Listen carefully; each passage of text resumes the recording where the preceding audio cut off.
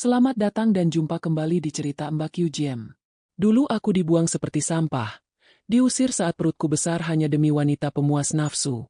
10 tahun aku berdarah-darah membangun hidup demi anakku. Hingga kini aku berdiri di puncak kesuksesan sebagai wanita mandiri. Tapi lihat, hari ini lelaki tak tahu malu itu datang lagi. Dengan baju kumal dan air mata palsu, dia berlutut mengemis minta rujuk. Lucunya, dia bukan cuma minta kembali, tapi juga mengemis biaya pengobatan ibunya yang dulu sangat kejam menghinaku. Apakah aku harus luluh? Ataukah ini saatnya dia merasakan pahitnya pembalasan yang paling elegan? Ingat, roda itu berputar, dan hari ini kuberitahukan padamu, aku bukan lagi ATM berjalanmu. Simak kisah perjuangan, pengkhianatan, dan pembalasan paling memuaskan ini sampai akhir. Arianti berdiri di depan jendela besar kantor direktur utama miliknya, menatap hiruk-pikuk kota Jakarta yang mulai meredup di telan senja. Kesuksesan bisnis catering skala besarnya kini menjadi buah bibir di kalangan pengusaha. Namun hatinya tetap sedingin es jika mengingat masa lalu yang menghancurkannya. Tiba-tiba pintu jati ruangannya diketuk dengan tergesa-gesa oleh Bibi Sumi, asisten setianya yang sudah menemaninya sejak masa-masa sulit di kontrakan sempit.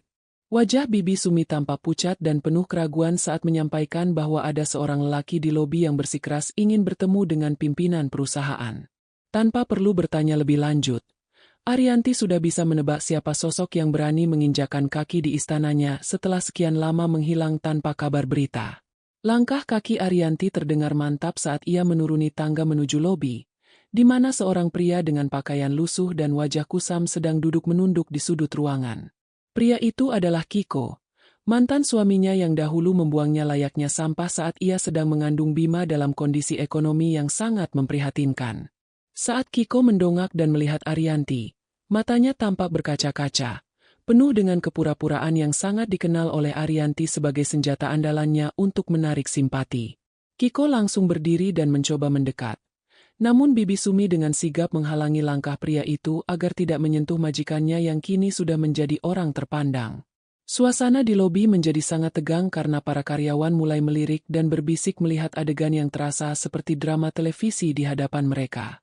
Kiko mulai mengeluarkan suara seraknya, memelas dan memohon agar Arianti mau mendengarkan penjelasannya tentang kesalahan masa lalu yang dianggapnya sebagai kehilafan belaka. Ia menceritakan betapa hidupnya hancur setelah mereka berpisah, seolah-olah ingin menyalahkan keadaan atas keputusannya berselingkuh dan meninggalkan tanggung jawab sebagai seorang ayah. Arianti hanya berdiri mematung dengan tatapan tajam yang menusuk. Tidak ada sedikit pun rasa kasihan yang tersisa di dalam lubuk hatinya untuk pria yang telah menghancurkan martabatnya. Setiap kata yang keluar dari mulut Kiko bagaikan duri yang mencoba menusuk luka lama. Namun Arianti kini sudah memiliki perisai yang sangat kuat bernama kemandirian. Ia membiarkan Kiko bicara sampai kehabisan kata-kata, hanya untuk menunjukkan bahwa dirinya tidak lagi bisa dipengaruhi oleh drama murahan yang sedang dipentaskan. Dalam permohonannya, Kiko mulai berani menyinggung tentang rujuk, mengatakan bahwa ia ingin memperbaiki semuanya dan membangun kembali keluarga kecil mereka yang dulu berantakan. Ia bahkan membawa-bawa nama Bima, anak mereka yang kini sudah berusia 10 tahun, dengan alasan bahwa seorang anak membutuhkan sosok ayah yang utuh di sampingnya. Mendengar nama anaknya disebut oleh mulut pria yang tidak pernah memberi nafkah sepeser pun, emosi Arianti hampir meledak namun ia berhasil menahannya dengan sangat elegan. Ia tersenyum sinis, sebuah senyuman yang lebih menyakitkan daripada makian kasar, karena ia tahu persis bahwa Kiko hanya menginginkan hartanya, bukan kasih sayang keluarganya. Keberanian Kiko untuk meminta kembali posisi sebagai suami benar-benar menunjukkan betapa tidak tahu malunya pria tersebut setelah semua pengkhianatan yang ia lakukan dengan wanita bernama Mona. Arianti kemudian melangkah satu tindak lebih dekat, menatap langsung ke dalam mata Kiko yang tampak menghindari kontak mata karena merasa terintimidasi oleh kewibawaan sang direktur utama. Ia menegaskan dengan suara yang tenang namun sangat bertenaga bahwa saat ini ia jauh lebih bahagia menjadi seorang orang tua tunggal daripada harus mengurus lelaki yang tidak tahu diri. Arianti menjelaskan secara lugas bahwa masa-masa ia memohon kasih sayang sudah berakhir sejak ia terusir dari rumah dalam keadaan hujan lebat 10 tahun yang lalu. Tidak ada tempat bagi pengkhianat di dalam kehidupannya yang sekarang sudah sangat tertata rapi dan penuh dengan keberkahan hasil kerja kerasnya sendiri. Kiko tampak tersentak mendengar ketegasan itu, Karena ia mengira Arianti masihlah wanita lemah yang mudah luluh oleh kata-kata manis dan sandiwara air mata. Tiba-tiba, Kiko berlutut di lantai marmer yang dingin, mengabaikan tatapan sinis dari orang-orang di sekitar lobi yang mulai menyadari jati diri pria tersebut. Ia mulai menceritakan inti dari kedatangannya yang sebenarnya, yaitu ibunya, Ibu Salini, yang kini sedang terbaring di rumah sakit karena sakit keras dan membutuhkan biaya operasi yang sangat besar. Kiko mengaku bahwa ia sudah tidak memiliki harta lagi, semua uangnya habis entah kemana, dan kini ia menjadi pengemis demi nyawa ibunya yang terancam. Arianti teringat bagaimana Ibu Salini dulu selalu menghinanya sebagai menantu miskin dan ikut mengusirnya saat ia sedang hamil tua tanpa belas kasihan sedikit pun. Kini, roda kehidupan telah berputar dengan sangat nyata, menempatkan sang mantan mertua pada posisi yang paling bawah dan memohon pertolongan pada orang yang pernah mereka injak-injak. Arianti merasa muak melihat pemandangan di depannya, di mana seorang pria dewasa menangis meraung-raung hanya karena sudah tidak punya pilihan lain untuk mendapatkan uang secara instan. Ia menegaskan kepada Kiko bahwa dirinya bukan lagi mesin pengambil uang otomatis yang bisa digunakan kapan saja saat mereka mengalami kesulitan ekonomi. Bantuan yang diminta Kiko terasa sangat tidak tahu malu mengingat betapa kejamnya mereka memperlakukan Arianti di masa lalu tanpa memikirkan bagaimana nasib bayi yang ada di kandungannya. Meskipun dalam hatinya ada rasa kemanusiaan yang bergejolak, Arianti tetap mempertahankan sikap profesional dan tegasnya agar Kiko menyadari bahwa setiap perbuatan ada konsekuensinya. Pria itu terus memohon, menyebutkan nominal biaya rumah sakit yang sangat fantastis, seolah-olah Arianti memiliki kewajiban moral untuk melunasinya begitu saja. Bibi Sumi yang berdiri di samping Arianti tampak sangat geram dan hampir saja mengeluarkan kata-kata pedas. Namun Arianti memberi isyarat dengan tangan agar asistennya itu tetap tenang. Arianti memberikan tanda kepada petugas keamanan untuk segera membawa Kiko keluar dari area kantor, karena keberadaannya mulai mengganggu kenyamanan kerja para karyawan dan tamu lainnya. Kiko memberontak saat ditarik oleh petugas, sambil terus berteriak memanggil nama Arianti dan memohon belas kasihan atas nama kemanusiaan dan masa lalu mereka. Suara teriakan Kiko bergema di seluruh lobi, menciptakan suasana yang sangat dramatis sekaligus memuakkan bagi siapa saja yang mengetahui kebenaran di balik hubungan mereka. Arianti membalikkan badan, tidak ingin lagi melihat wajah pria yang pernah ia cintai namun ternyata hanya menjadi sumber luka terdalam dalam hidupnya.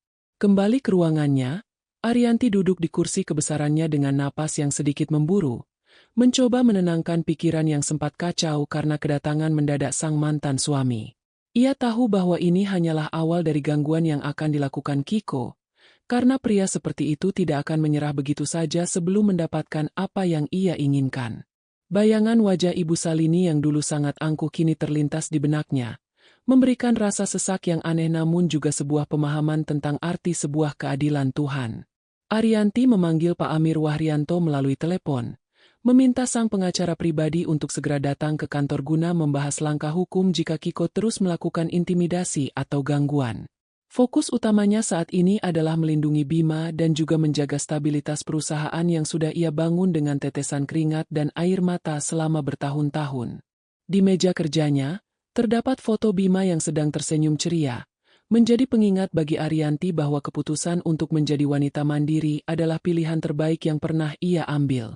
Ia tidak akan membiarkan masa lalu masuk kembali dan merusak kebahagiaan yang sudah mereka miliki saat ini, tidak peduli seberapa besar Kiko mengemis di kakinya.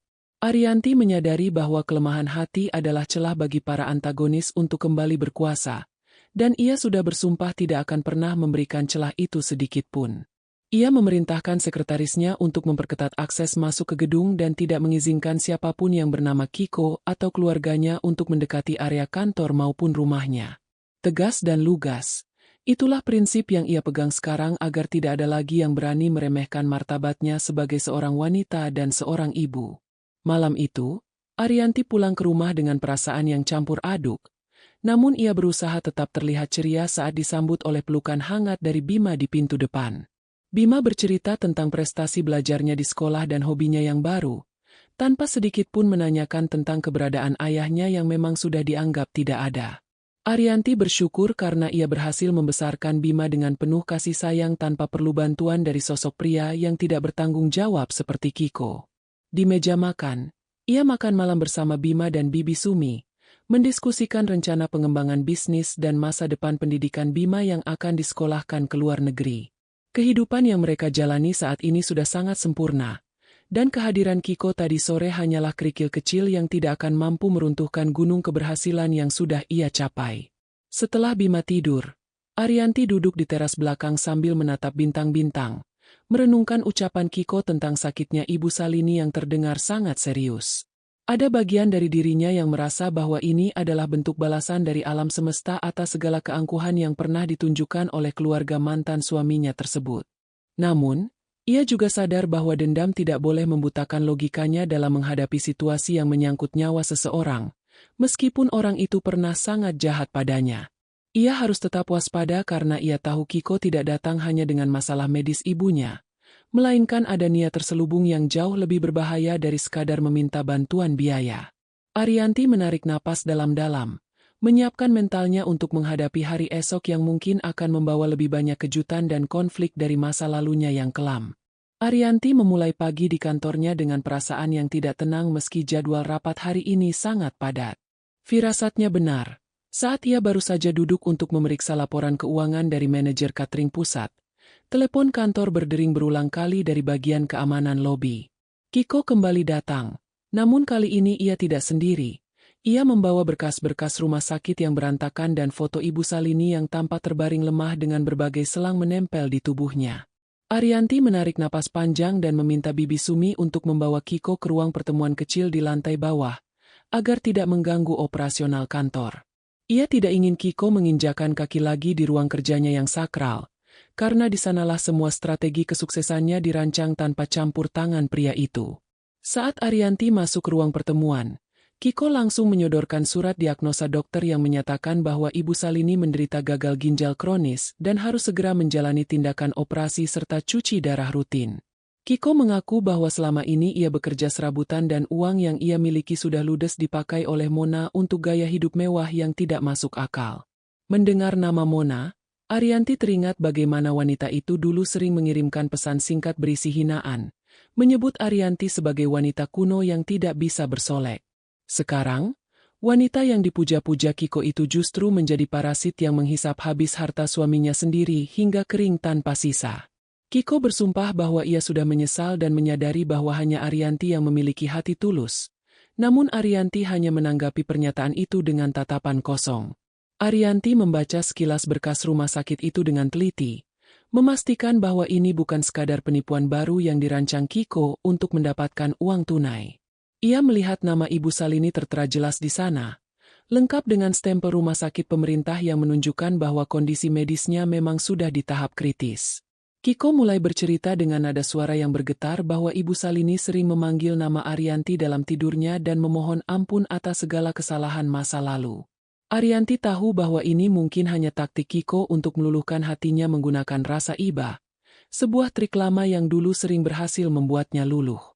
Namun, Arianti yang sekarang bukanlah wanita yang bisa dibohongi dengan cerita-cerita melankolis tentang penyesalan di ambang maut yang terdengar sangat terlambat. Dengan nada bicara yang sangat lugas, Arianti bertanya kepada Kiko kemana perginya perhiasan-perhiasan emas yang dulu selalu dipamerkan oleh Ibu Salini kepada para tetangga. Kiko menunduk malu dan menjelaskan bahwa semua perhiasan itu sudah digadaikan untuk menutupi hutang judi bola yang ia lakukan karena frustrasi dengan tuntutan ekonomi Mona. Arianti hampir saja tertawa mendengar betapa konyolnya jalan hidup yang dipilih mantan suaminya itu demi mengejar kebahagiaan semu bersama wanita simpanannya. Ternyata, pengkhianatan yang mereka lakukan dulu tidak membuahkan surga, melainkan neraka dunia yang kini mulai menelan mereka bulat-bulat tanpa ampun. Kiko terus memohon, mengatakan bahwa ia siap menjadi pesuruh di kantor Arianti asalkan ibunya bisa mendapatkan biaya pengobatan yang layak agar bisa bertahan hidup. Arianti menegaskan bahwa perusahaannya bukan lembaga sosial dan ia tidak bisa mengeluarkan uang perusahaan begitu saja untuk urusan pribadi mantan mertua yang sudah tidak ada hubungan hukum dengannya. Ia mengingatkan Kiko bahwa saat ia diusir dulu, ia bahkan tidak diberi kesempatan untuk membawa pakaian bayinya, apalagi meminta bantuan finansial untuk biaya persalinan. Kiko hanya bisa terdiam dengan wajah yang memerah, menyadari bahwa setiap kalimat yang diucapkan Arianti adalah fakta pahit yang tidak bisa ia bantah sedikit pun. Arianti melihat jam tangannya, menunjukkan bahwa waktu pertemuan yang ia berikan sudah habis dan ia harus segera kembali ke aktivitasnya sebagai direktur utama. Kiko mencoba memegang tangan Arianti untuk terakhir kalinya. Namun Arianti segera menarik tangannya dengan jijik dan melangkah menuju pintu keluar. Sebelum benar-benar pergi, Arianti memberikan peringatan keras kepada Kiko agar tidak pernah berani mendekati sekolah Bima atau mencoba menghubungi anaknya tanpa izin tertulis darinya. Ia tahu Kiko mungkin akan mencoba menggunakan jalur emosional melalui anak untuk melunakkan sikapnya. Dan itu adalah sesuatu yang tidak akan pernah ia toleransi. Kiko tanpa putus asa dan mulai mengeluarkan kata-kata makian secara impulsif, menuduh Arianti sebagai wanita sombong yang lupa daratan karena sudah kaya raya. Perubahan sikap Kiko yang sangat cepat dari memelas menjadi marah membuktikan kepada Arianti bahwa penyesalan pria itu hanyalah topeng sementara. Arianti tidak terpancing emosi sedikit pun. Ia hanya tersenyum tipis dan meminta petugas keamanan untuk segera membawa Kiko keluar dari gedung tersebut. Bibi Sumi yang mengamati dari kejauhan merasa sangat lega melihat ketegasan majikannya yang tidak goyah sedikit pun meskipun ditekan dengan alasan kemanusiaan. Bibi Sumi berbisik bahwa ia mendengar kabar dari orang kampung bahwa Mona sebenarnya sudah tidak pulang ke rumah selama seminggu dan membawa semua barang berharga yang tersisa. Informasi ini semakin memperjelas gambaran kehancuran rumah tangga Kiko yang baru, yang dibangun di atas penderitaan orang lain dan kini runtuh karena keserakahan sendiri. Arianti mencatat informasi itu di dalam kepalanya sebagai antisipasi jika nanti Mona muncul untuk ikut campur atau mencari keuntungan dari situasi ini. Ia merasa bahwa misteri tentang hilangnya harta Kiko mungkin lebih dalam dari sekadar judi, dan ia ingin memastikan tidak ada masalah hukum yang menyeret namanya. Di dalam lift menuju lantai atas, Arianti termenung memikirkan kondisi Ibu Salini yang sebenarnya cukup memprihatinkan jika dilihat dari dokumen medis tadi. Meskipun Ibu Salini adalah orang yang sangat kejam, Arianti memiliki prinsip bahwa nyawa seseorang tidak boleh dijadikan taruhan dalam sebuah dendam pribadi. Namun, ia juga sadar bahwa memberi bantuan secara langsung kepada Kiko adalah kesalahan besar karena uang itu pasti akan disalahgunakan untuk kepentingan pribadinya. Arianti mulai memikirkan sebuah rencana untuk membantu tanpa harus berhubungan langsung dengan Kiko, sebuah strategi yang tetap menjaga jarak amannya. Ia tidak ingin kebaikannya nanti dianggap sebagai sinyal bahwa ia mau kembali atau memaafkan semua perbuatan bejat yang telah dilakukan oleh keluarga tersebut.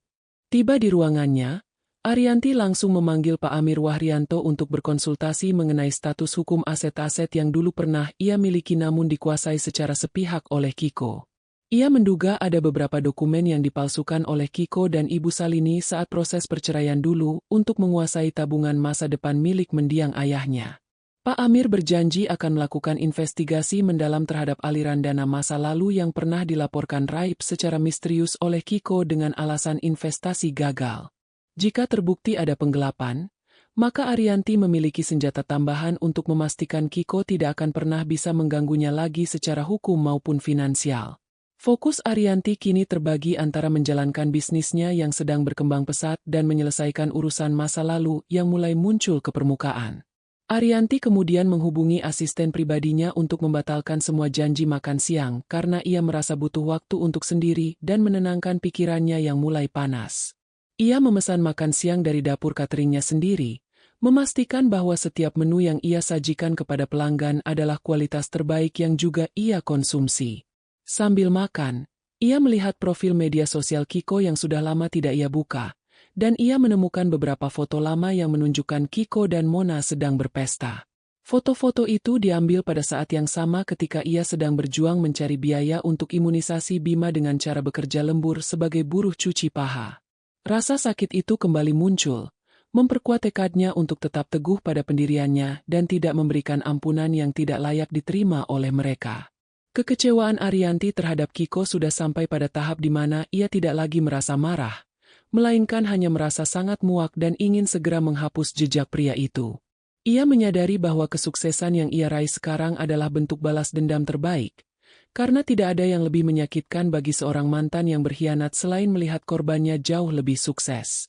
Setiap rupiah yang ia hasilkan adalah simbol kekuatannya sebagai seorang ibu yang mampu berdiri tegak di tengah badai pengkhianatan yang sangat dahsyat. Ia ingin Bima tumbuh dengan melihat contoh nyata bahwa kejujuran dan kerja keras akan membuahkan hasil yang manis, sementara kecurangan akan berakhir dengan nestapa. Arianti menutup laptopnya dengan keras, menandakan bahwa waktu istirahatnya sudah selesai dan ia siap kembali bekerja sebagai direktur utama yang disegani. Sore harinya, saat ia sedang meninjau gudang bahan baku, Bibi Sumi menghampirinya dengan raut wajah yang sangat serius sambil memegang telepon genggamnya yang terus bergetar. Ternyata ada pesan masuk dari nomor yang tidak dikenal, mengirimkan video Ibu Salini yang sedang mengerang kesakitan di bangsal rumah sakit yang sempit dan pengap.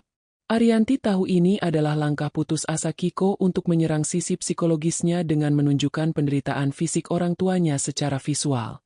Namun, alih-alih merasa sedih, Arianti justru merasa bahwa Kiko sangat rendah karena tega mengeksploitasi penderitaan ibunya sendiri demi mendapatkan simpati dan uang.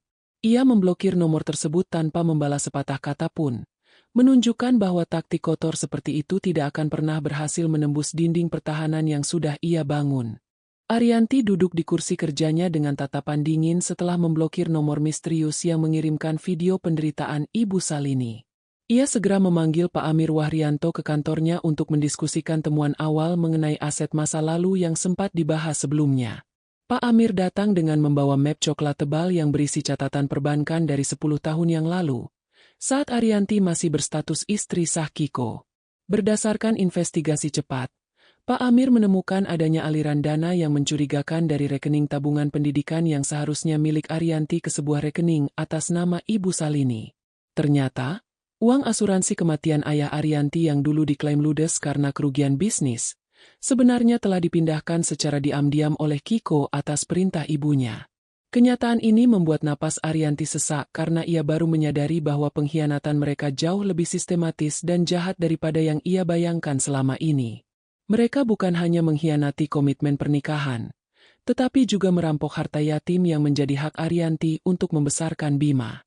Pak Amir menjelaskan bahwa tindakan ini masuk dalam kategori penggelapan dalam keluarga dan bisa menjadi delik pidana jika Arianti memutuskan untuk menempuh jalur hukum.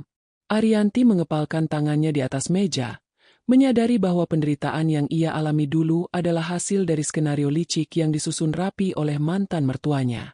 Misteri raibnya modal usaha yang dulu membuatnya harus memulai bisnis catering dari sebuah kompor pinjaman kini telah terungkap dengan sangat gamblang. Di tengah pembicaraan serius itu, manajer catering pusat masuk ruangan dengan wajah cemas melaporkan bahwa ada seorang wanita yang membuat keributan di gerai depan. Wanita itu adalah Mona, yang dengan pakaian glamor namun tampak kusut, berteriak-teriak menuduh Arianti telah menyihir Kiko hingga suaminya itu menjadi gila dan tidak becus mencari uang. Arianti meminta Pak Amir untuk tetap di ruangan sementara ia pergi menemui Mona dengan pengawalan ketat dari petugas keamanan gedung. Saat bertemu, Mona tampak sangat emosional dan mencoba menyerang Arianti dengan kata-kata kasar, menuduh Arianti ingin merebut Kiko kembali sekarang karena Kiko sedang kesulitan. Arianti hanya berdiri tenang dengan tangan bersedekap, menatap wanita yang dulu menjadi alasan hancurnya rumah tangganya dengan tatapan yang sangat merendahkan. Arianti mengatakan dengan nada sangat lugas bahwa ia tidak memiliki selera untuk memungut kembali sampah yang sudah ia buang ke tempat yang semestinya. Ia juga mengingatkan Mona bahwa jika Kiko sekarang jatuh miskin, itu adalah hasil dari gaya hidup Mona yang rakus dan tidak tahu diri selama mendampingi pria tersebut. Mona tampak tersentak dan mencoba menampar Arianti, namun tangannya segera dicengkeram kuat oleh petugas keamanan yang sigap melindungi sang direktur utama. Arianti memberikan peringatan terakhir bahwa ia memiliki rekaman kamera pengawas dan bisa melaporkan Mona atas tindakan tidak menyenangkan serta pencemaran nama baik. Mona yang biasanya angkuh kini tampak gemetar karena ia menyadari bahwa posisi tawar Arianti jauh di atas dirinya yang kini sudah mulai ditinggalkan oleh relasi sosialnya. Setelah Mona diusir paksa dari gerai, Arianti kembali ke ruangannya dengan perasaan muak yang semakin memuncak terhadap drama keluarga mantan suaminya. Ia meminta Pak Amir untuk segera menyiapkan somasi dan laporan kepolisian terkait penggelapan uang asuransi mendiang ayahnya yang dilakukan oleh Kiko dan Ibu Salini. Arianti ingin mereka tahu bahwa ia tidak akan tinggal diam melihat hak-haknya diinjak-injak, apalagi saat mereka mulai berani mengganggu ketenangan tempat usahanya. Pak Amir mengangguk setuju dan menyarankan agar Arianti tetap fokus pada operasional perusahaan sementara tim hukum bekerja di balik layar untuk menjerat para pelaku. Keberanian Arianti untuk melawan secara hukum adalah bukti bahwa ia bukan lagi wanita yang bisa ditindas dengan alasan tradisi atau kepatuhan yang membabi buta. Sore hari itu, Bibi Sumi masuk membawakan segelas teh hangat dan memberitahu bahwa ada kiriman paket tanpa nama yang ditujukan langsung untuk Arianti. Saat dibuka, paket tersebut berisi sebuah buku harian tua milik Ibu Salini yang tampaknya sengaja dikirimkan oleh seseorang yang menaruh simpati pada Arianti. Di dalam buku harian tersebut, terdapat catatan-catatan mengerikan tentang bagaimana Ibu Salini sengaja merencanakan untuk menyingkirkan Arianti agar bisa menguasai seluruh harta warisannya. Ibu Salini menuliskan dengan sangat detail cara-cara ia menghasut Kiko agar membenci istrinya sendiri demi mendapatkan akses ke semua tabungan yang dimiliki keluarga Arianti. Penemuan buku ini bagaikan kunci yang membuka kotak Pandora penuh kebusukan yang selama ini tertutup rapi oleh topeng ketaatan beragama yang sering dipamerkan Ibu Salini. Arianti membacakan beberapa bagian buku itu kepada Bibi Sumi, dan asisten setianya itu menangis terseduh-seduh karena tidak menyangka ada orang setega itu terhadap sesama manusia. Buku harian itu juga menyebutkan bahwa uang yang mereka curi digunakan untuk membelikan Kiko mobil mewah pertama yang dulu dipakainya untuk mendekati Mona di klub malam. Setiap baris kalimat di buku itu memperkuat alasan mengapa Arianti tidak boleh memberikan ampunan dalam bentuk apapun kepada orang-orang keji tersebut. Rasa sedih yang sempat muncul karena melihat kondisi sakit Ibu Salini kini hilang sepenuhnya, berganti dengan tekad baja untuk menuntut keadilan yang tertunda. Arianti segera menyerahkan buku harian itu kepada Pak Amir sebagai barang bukti tambahan yang sangat kuat untuk memperberat hukuman bagi Kiko dan ibunya. Menjelang jam pulang kantor, Arianti menyempatkan diri untuk melihat Bima yang sedang mengikuti les musik di ruang serbaguna perusahaan yang sengaja ia sediakan untuk anak-anak karyawan. Melihat wajah polos Bima, Arianti berjanji dalam hati bahwa ia akan memastikan masa depan anaknya aman dari gangguan orang-orang yang hanya ingin memanfaatkan mereka. Bima adalah harta paling berharga yang berhasil ia selamatkan dari reruntuhan rumah tangganya, dan ia akan melakukan apapun untuk melindunginya. Kepuasan batin mulai merayap di hati Arianti saat ia menyadari bahwa keberhasilannya saat ini adalah balasan paling telak atas segala rencana jahat yang pernah disusun mantan mertuanya. Ia tidak butuh membalas dengan kekerasan, karena keberhasilan dan hukum akan menjalankan tugasnya dengan sangat sempurna untuk menghancurkan para pengkhianat. Malam harinya, Kiko mencoba menelepon kembali menggunakan nomor yang berbeda, namun kali ini suaranya terdengar sangat putus asa dan hampir seperti orang yang kehilangan akal sehat. Ia mengatakan bahwa rumah mereka akan disita bank karena cicilan yang menunggak dan ibunya tidak bisa mendapatkan penanganan cuci darah jika tidak ada uang jaminan malam ini. Arianti hanya menjawab dengan dingin bahwa Kiko seharusnya meminta bantuan pada Mona, wanita yang dulu ia pilih untuk menggantikan posisi Arianti sebagai istri. Ia menutup telepon tanpa menunggu jawaban, membiarkan Kiko merasakan dinginnya malam tanpa ada bantuan sedikit pun dari tangan yang pernah ia sia-siakan. Arianti merasa bahwa setiap detik penderitaan yang dialami Kiko sekarang adalah cicilan dosa yang harus ia bayar secara tunai di dunia. Keesokan paginya, Arianti menginstruksikan kepada manajer keuangan untuk melakukan audit menyeluruh terhadap semua aset perusahaan demi memastikan tidak ada celah bagi pihak luar untuk melakukan sabotase. Ia juga memperketat keamanan di rumah pribadinya, menginstruksikan penjaga agar tidak memberikan informasi apapun jika ada orang yang mengaku sebagai keluarga mantan suami. Arianti tahu bahwa orang yang terdesak seperti Kiko bisa melakukan tindakan nekat, dan ia tidak ingin mengambil risiko sekecil apapun yang bisa membahayakan Bima. Ketegasan ini membuat seluruh staf kantor merasa bahwa direktur utama mereka adalah pemimpin yang sangat visioner dan mampu menjaga integritas diri di tengah gempuran masalah pribadi. Citra Arianti sebagai wanita tangguh semakin kokoh, menginspirasi banyak karyawan wanita di perusahaannya untuk tetap mandiri dan berani. Di sisi lain kota, Kiko sedang terduduk lesu di koridor rumah sakit yang remang-remang, meratapi nasibnya yang kini benar-benar berada di titik nadir. Ia melihat ibunya, Ibu Salini, mengerang menahan sakit yang luar biasa tanpa ada tindakan medis yang berarti karena ketiadaan biaya deposit. Kiko merasa dunia sedang menghukumnya dengan cara yang paling kejam, yaitu dengan mengambil satu-satunya orang yang paling ia sayangi melalui penderitaan yang sangat panjang. Penyesalan yang ia rasakan bukan karena ia benar-benar sadar akan kesalahannya, melainkan karena ia tidak lagi memiliki tempat untuk meminta bantuan setelah semua orang meninggalkannya. Ia membayangkan bagaimana jika dulu ia tetap setia pada Arianti. Mungkin saat ini ia sedang duduk di ruangan mewah menikmati hasil kesuksesan bersama istri dan anaknya. Arianti mengakhiri hari itu dengan perasaan puas setelah Pak Amir mengabarkan bahwa laporan polisi telah diterima dan proses pemanggilan Kiko akan segera dilakukan dalam waktu dekat. Ia menatap langit malam dari balkon rumahnya, merasakan angin sepau-sepau yang seolah membisikkan bahwa badai masa lalu akan segera berlalu sepenuhnya. Tidak ada lagi air mata untuk masa lalu. Yang ada hanyalah rencana besar untuk memperluas kerajaan bisnis cateringnya hingga ke tingkat internasional. Fokusnya pada usaha dan kebahagiaan Bima adalah prioritas yang tidak bisa diganggu-gugat oleh siapapun, termasuk bayang-bayang masa lalu yang mencoba menariknya kembali ke jurang penderitaan. Arianti tersenyum kecil, menyadari bahwa kemenangan sejati adalah saat kita mampu tetap berdiri tegak sementara mereka yang mencoba menjatuhkan kita perlahan hancur oleh ulahnya sendiri. Arianti memulai pagi dengan laporan dari Pak Amir Wahrianto yang menyatakan bahwa polisi telah menjadwalkan pemanggilan terhadap Kiko terkait dugaan penggelapan uang asuransi. Kabar ini memberikan sedikit ketenangan, namun Arianti tetap fokus memantau kinerja manajer operasionalnya untuk memastikan pesanan catering untuk acara kenegaraan berjalan sempurna. Di tengah kesibukannya, Bibi Sumi masuk ruangan dengan ekspresi cemas sambil membawa surat dari rumah sakit yang dikirimkan melalui kurir. Ternyata, kondisi Ibu Salini telah mencapai tahap kritis di mana ia membutuhkan tindakan operasi darurat dalam waktu kurang dari 24 jam. Arianti membaca surat itu dengan wajah datar, mencoba menekan sisa kemanusiaan yang mulai bergejolak di dalam dadanya demi keadilan yang belum tuntas. Tidak lama kemudian, Kiko kembali melakukan tindakan nekat dengan mencoba menerobos barisan keamanan di pintu masuk kantor direktur utama. Kali ini Kiko tampak jauh lebih mengenaskan, dengan mata merah karena kurang tidur dan pakaian yang tidak diganti selama berhari-hari. Ia berteriak histeris di lobi, memohon agar Arianti memberikan sedikit saja dari keuntungan cateringnya untuk membayar deposit ruang bedah ibunya. Arianti turun menemui Kiko bukan untuk memberikan uang, melainkan untuk memberikan teguran keras di hadapan banyak orang agar Kiko tahu batasan. Ia menegaskan bahwa setiap sen yang ia miliki adalah hak Bima dan kesejahteraan para karyawannya, bukan untuk menyelamatkan keluarga yang pernah merampok masa depannya.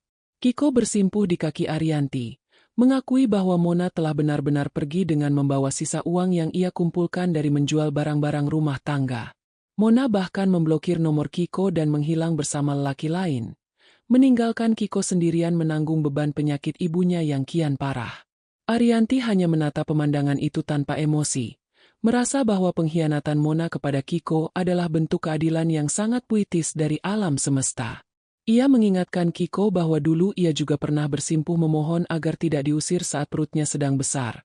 Namun Kiko dan ibunya justru menertawakannya. Sekarang, keadaan telah berbalik 180 derajat, dan Arianti tidak merasa berkewajiban untuk menjadi penyelamat bagi orang yang tidak pernah tahu arti terima kasih. Di tengah keributan itu, Pak Amir Wahrianto datang membawa bukti baru yang menunjukkan bahwa Kiko juga pernah mencoba menjaminkan sertifikat rumah milik orang tua Arianti untuk hutang pribadinya. Penemuan ini membuat kemarahan Arianti semakin memuncak karena ternyata kerakusan Kiko dan Ibu Salini tidak memiliki batas meskipun mereka sudah menguasai banyak harta. Arianti memberikan pilihan kepada Kiko, segera pergi dari kantornya atau ia akan meminta polisi menyeret Kiko saat itu juga berdasarkan laporan penggelapan yang sudah berjalan. Kiko yang ketakutan akhirnya mundur perlahan dengan wajah penuh keputusasaan, menyadari bahwa Arianti benar-benar telah menjadi wanita baja yang tak tergoyahkan. Ia pergi meninggalkan gedung dengan langkah gontai, sementara Arianti kembali ke ruangannya dengan kepala tegak tanpa menoleh sedikitpun. Setelah Kiko pergi, Arianti memanggil Bibi Sumi untuk berbicara secara pribadi mengenai rencana rahasia yang sedang ia susun untuk Ibu Salini. Meskipun ia membenci mantan mertuanya, Arianti tidak ingin Bima tumbuh dewasa mengetahui bahwa ibunya membiarkan seorang nenek meninggal hanya karena masalah uang. Ia memerintahkan Bibi Sumi untuk mencari tahu rincian biaya rumah sakit tersebut, tanpa melibatkan Kiko sedikitpun dalam proses pembayarannya. Arianti menekankan bahwa bantuan ini adalah sedekah atas nama ayahnya yang uangnya dulu dicuri, bukan karena ia telah memaafkan perbuatan mereka. Ia ingin memastikan bahwa jika Ibu Salini sembuh, wanita tua itu akan hidup dalam rasa malu yang mendalam karena diselamatkan oleh orang yang pernah ia buang. Sore harinya, Arianti mendapat kabar dari manajer catering bahwa salah satu klien besar mereka membatalkan pesanan secara mendadak karena adanya isu negatif yang dihembuskan oleh pihak tak bertanggung jawab. Arianti segera menduga bahwa ini adalah ulah Mona yang mencoba membalas dendam setelah pengusiran di kantor kemarin melalui media sosial. Ia tidak tinggal diam dan segera menginstruksikan tim humas perusahaan untuk merilis pernyataan resmi serta bukti-bukti prestasi perusahaan untuk meredam fitnah tersebut. Arianti sadar bahwa perjuangannya tidak hanya melawan Kiko, tetapi juga melawan sisa-sisa kebencian dari orang-orang yang iri atas kesuksesannya. Ketegasannya dalam menangani krisis ini justru membuat banyak relasi bisnis lainnya semakin percaya pada integritas kepemimpinan Arianti sebagai direktur utama. Menjelang malam, Arianti menyempatkan diri menjemput Bima dari tempat lesnya dan mengajaknya makan malam di restoran favorit anaknya. Di sana, Bima bertanya tentang mengapa ada pria yang sering datang ke kantor ibu dan menangis, menunjukkan bahwa berita keributan di kantor sudah mulai terdengar hingga ke telinga anak itu. Arianti menjelaskan dengan bahasa yang sederhana bahwa ada orang dari masa lalu yang sedang menuai apa yang mereka tanam, tanpa menjelek-jelekan sosok ayah secara langsung. Ia ingin Bima memahami konsep tanggung jawab dan konsekuensi dari setiap perbuatan jahat yang dilakukan terhadap sesama manusia. Bima mengangguk paham dan menggenggam tangan ibunya, memberikan dukungan moral yang sangat berarti bagi Arianti untuk terus melangkah maju. Misteri tentang keberadaan Mona mulai terkuak ketika Pak Amir memberikan laporan bahwa wanita itu terlihat di sebuah hotel murah di pinggiran kota bersama seorang pria yang dikenal sebagai maklar kasus. Tampaknya Mona sedang merencanakan sesuatu yang lebih besar untuk memeras Arianti dengan cara menjual informasi palsu kepada media hiburan. Arianti hanya tersenyum tipis mendengar informasi tersebut, karena ia sudah menyiapkan kontra strategi hukum yang jauh lebih mematikan bagi siapapun yang mencoba merusak reputasinya. Ia telah mendokumentasikan semua ancaman Mona dan Kiko sebagai bukti pendukung untuk memperkuat posisi hukumnya di mata kepolisian. Baginya, keselamatan bisnis dan kesejahteraan Bima adalah benteng yang tidak boleh ditembus oleh serangan receh dari para antagonis yang sedang sekarat.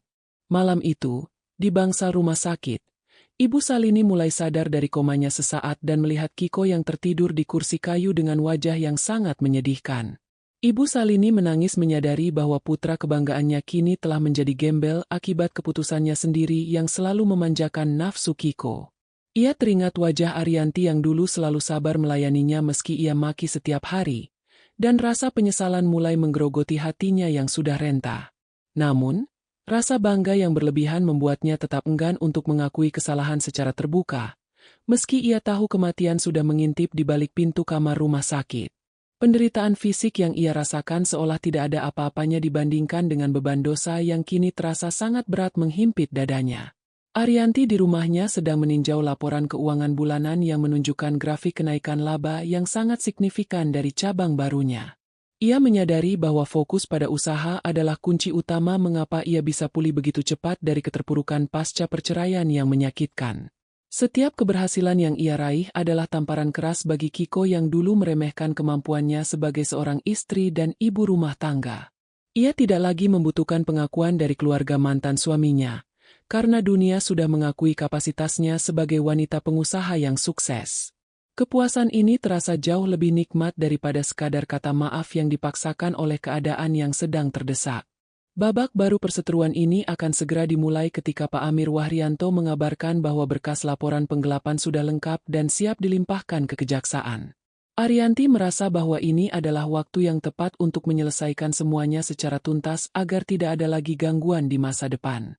Ia menatap cermin, melihat sosok wanita yang dulu penuh luka kini telah bermetamorfosis menjadi pribadi yang penuh wibawa dan kekuasaan.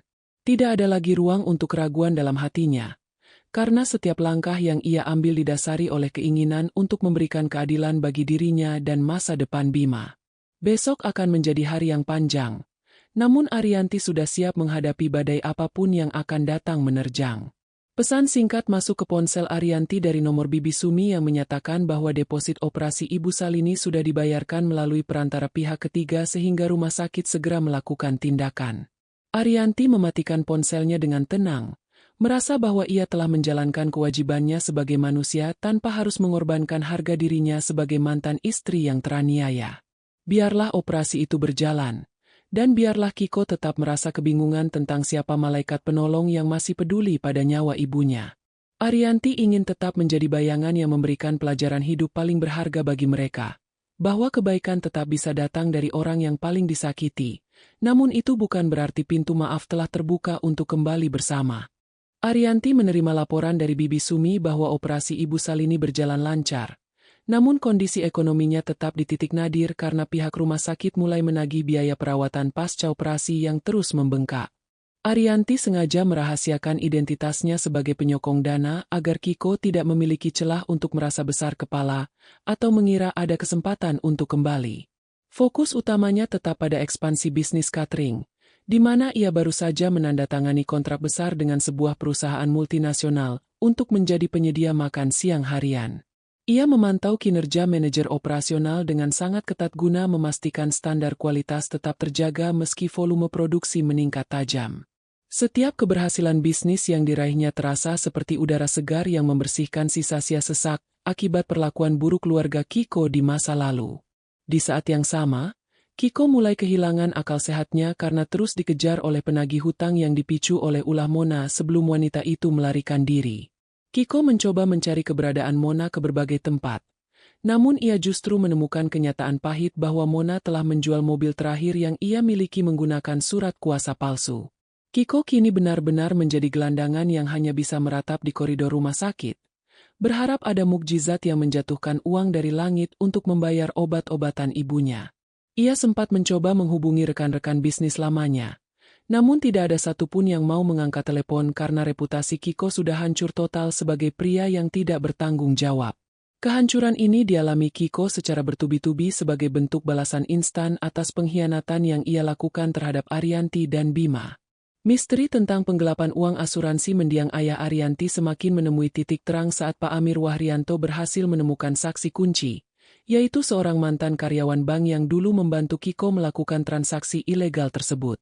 Saksi ini bersedia memberikan keterangan kepada polisi karena merasa bersalah telah membantu Kiko menghancurkan hidup seorang anak yatim piatu.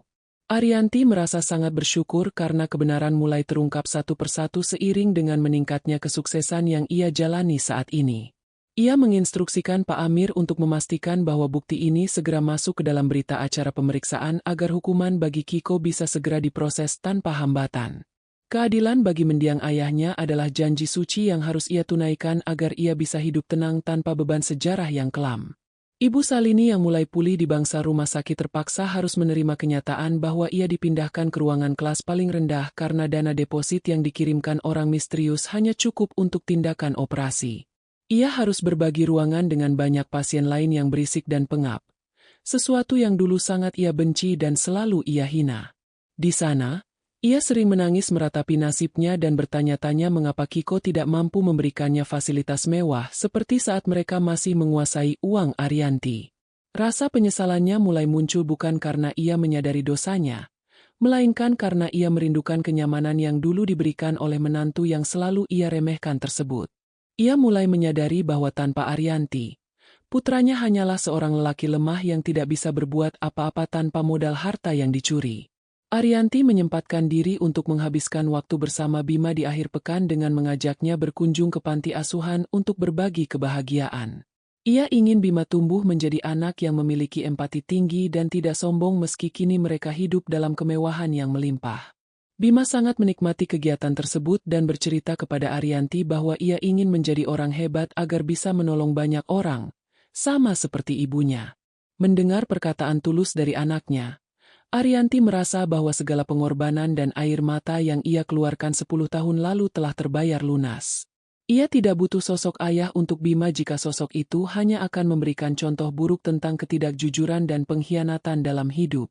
Di tempat lain, Mona yang merasa terdesak karena uang hasil penjualannya mulai habis, mencoba kembali mendekati Kiko untuk mencari tahu apakah Kiko berhasil mendapatkan bantuan dari Arianti.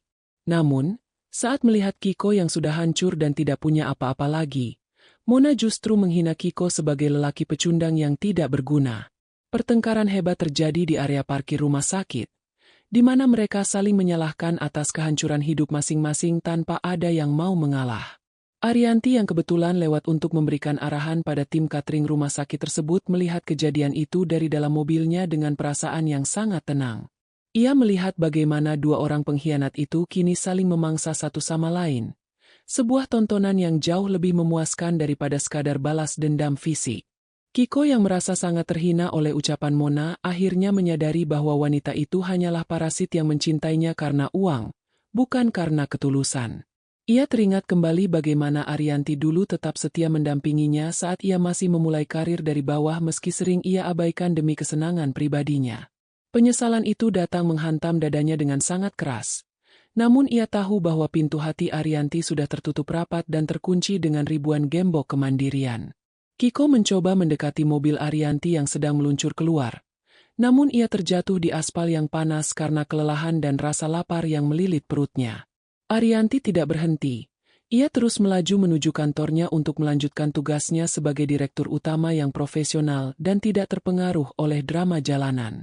Pak Amir Wahrianto menghubungi Arianti untuk memberitahukan bahwa Mona juga akan segera dipanggil oleh pihak berwajib, karena terlibat dalam pencucian uang hasil penggelapan asuransi tersebut. Mona ternyata menggunakan sebagian uang asuransi ayah Arianti untuk membuka usaha butik atas namanya sendiri yang kini juga sedang terancam bangkrut. Arianti merasa lingkaran keadilan ini semakin mengecil dan segera akan menjerat semua orang yang terlibat dalam perampokan hak-haknya. Ia meminta Pak Amir untuk tidak memberikan ampunan sekecil apapun jika nanti mereka mencoba menawarkan perdamaian atau pengembalian uang sebagian. Baginya, harga diri dan penderitaan yang ia alami tidak bisa dinilai dengan uang, melainkan harus dibayar dengan proses hukum yang adil. Bibi Sumi memberikan masukan kepada Arianti agar tetap menjaga kesehatan karena beban kerja yang semakin tinggi ditambah dengan gangguan dari pihak Kiko yang menguras energi. Arianti tersenyum dan meyakinkan asisten setianya itu bahwa ia jauh lebih kuat sekarang dibandingkan 10 tahun yang lalu saat ia hanya seorang diri. Ia mulai merencanakan untuk memberikan bonus besar kepada seluruh karyawan cateringnya sebagai bentuk syukur atas loyalitas mereka selama masa-masa sulit perusahaan. Kebijakan ini membuat Arianti semakin dicintai oleh bawahannya, yang melihatnya bukan hanya sebagai atasan, tetapi juga sebagai pahlawan bagi keluarga mereka.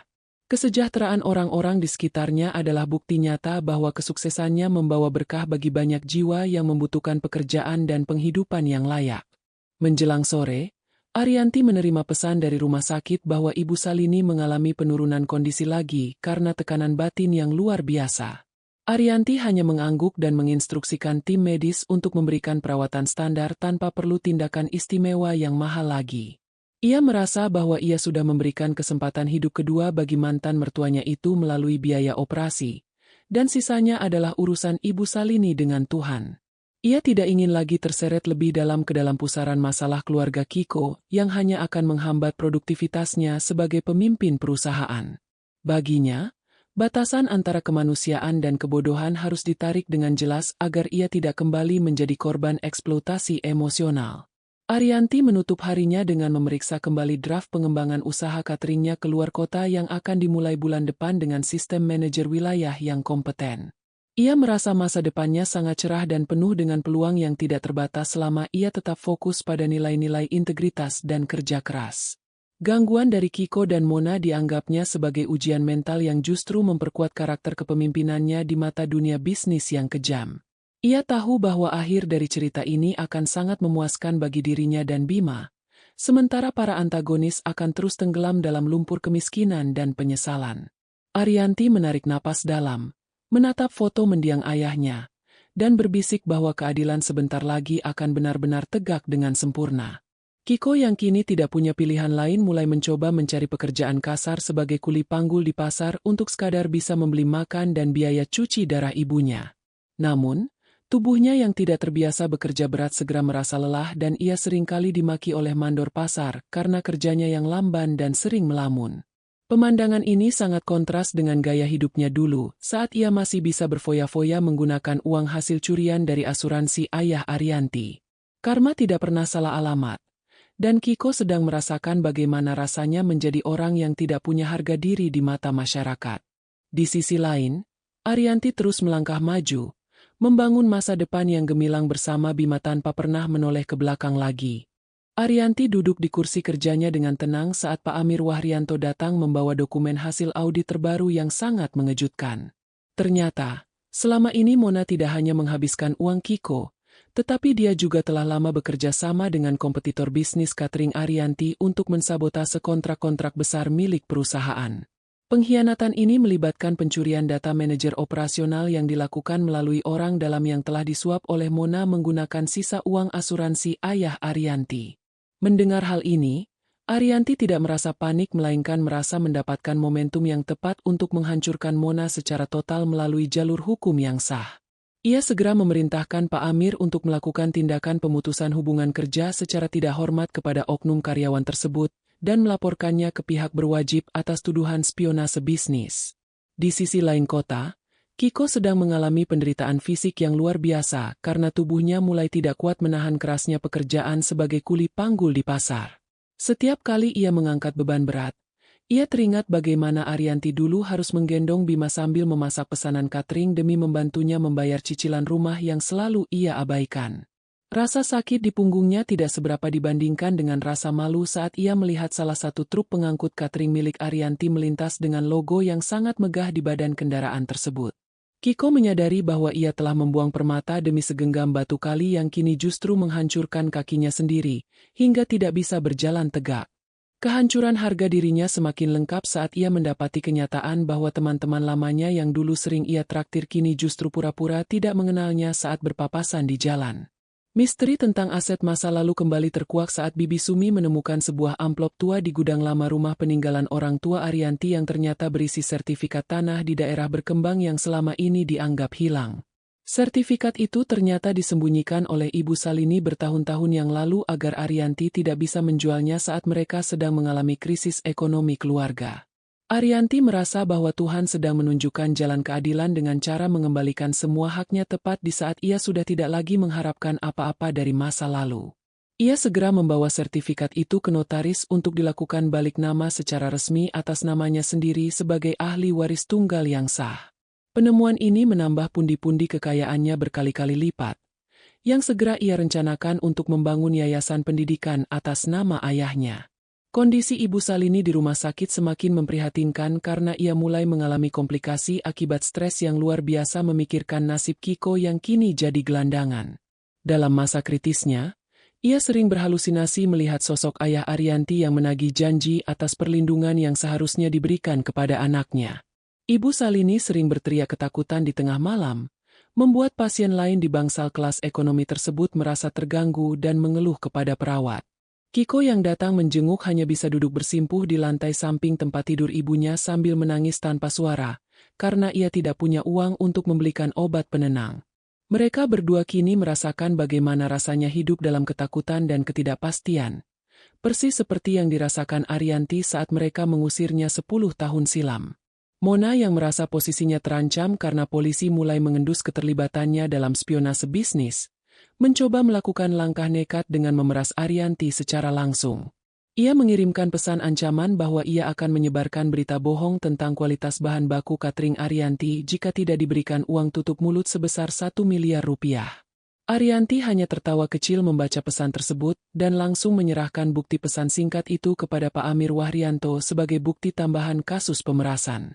Ia tidak memberikan respon sedikitpun kepada Mona, melainkan membiarkan tim hukumnya bekerja secara diam-diam untuk melakukan penjebakan yang bekerja sama dengan pihak kepolisian. Ketenangan Arianti dalam menghadapi ancaman ini membuktikan bahwa ia sudah sangat matang secara mental sebagai seorang direktur utama yang profesional.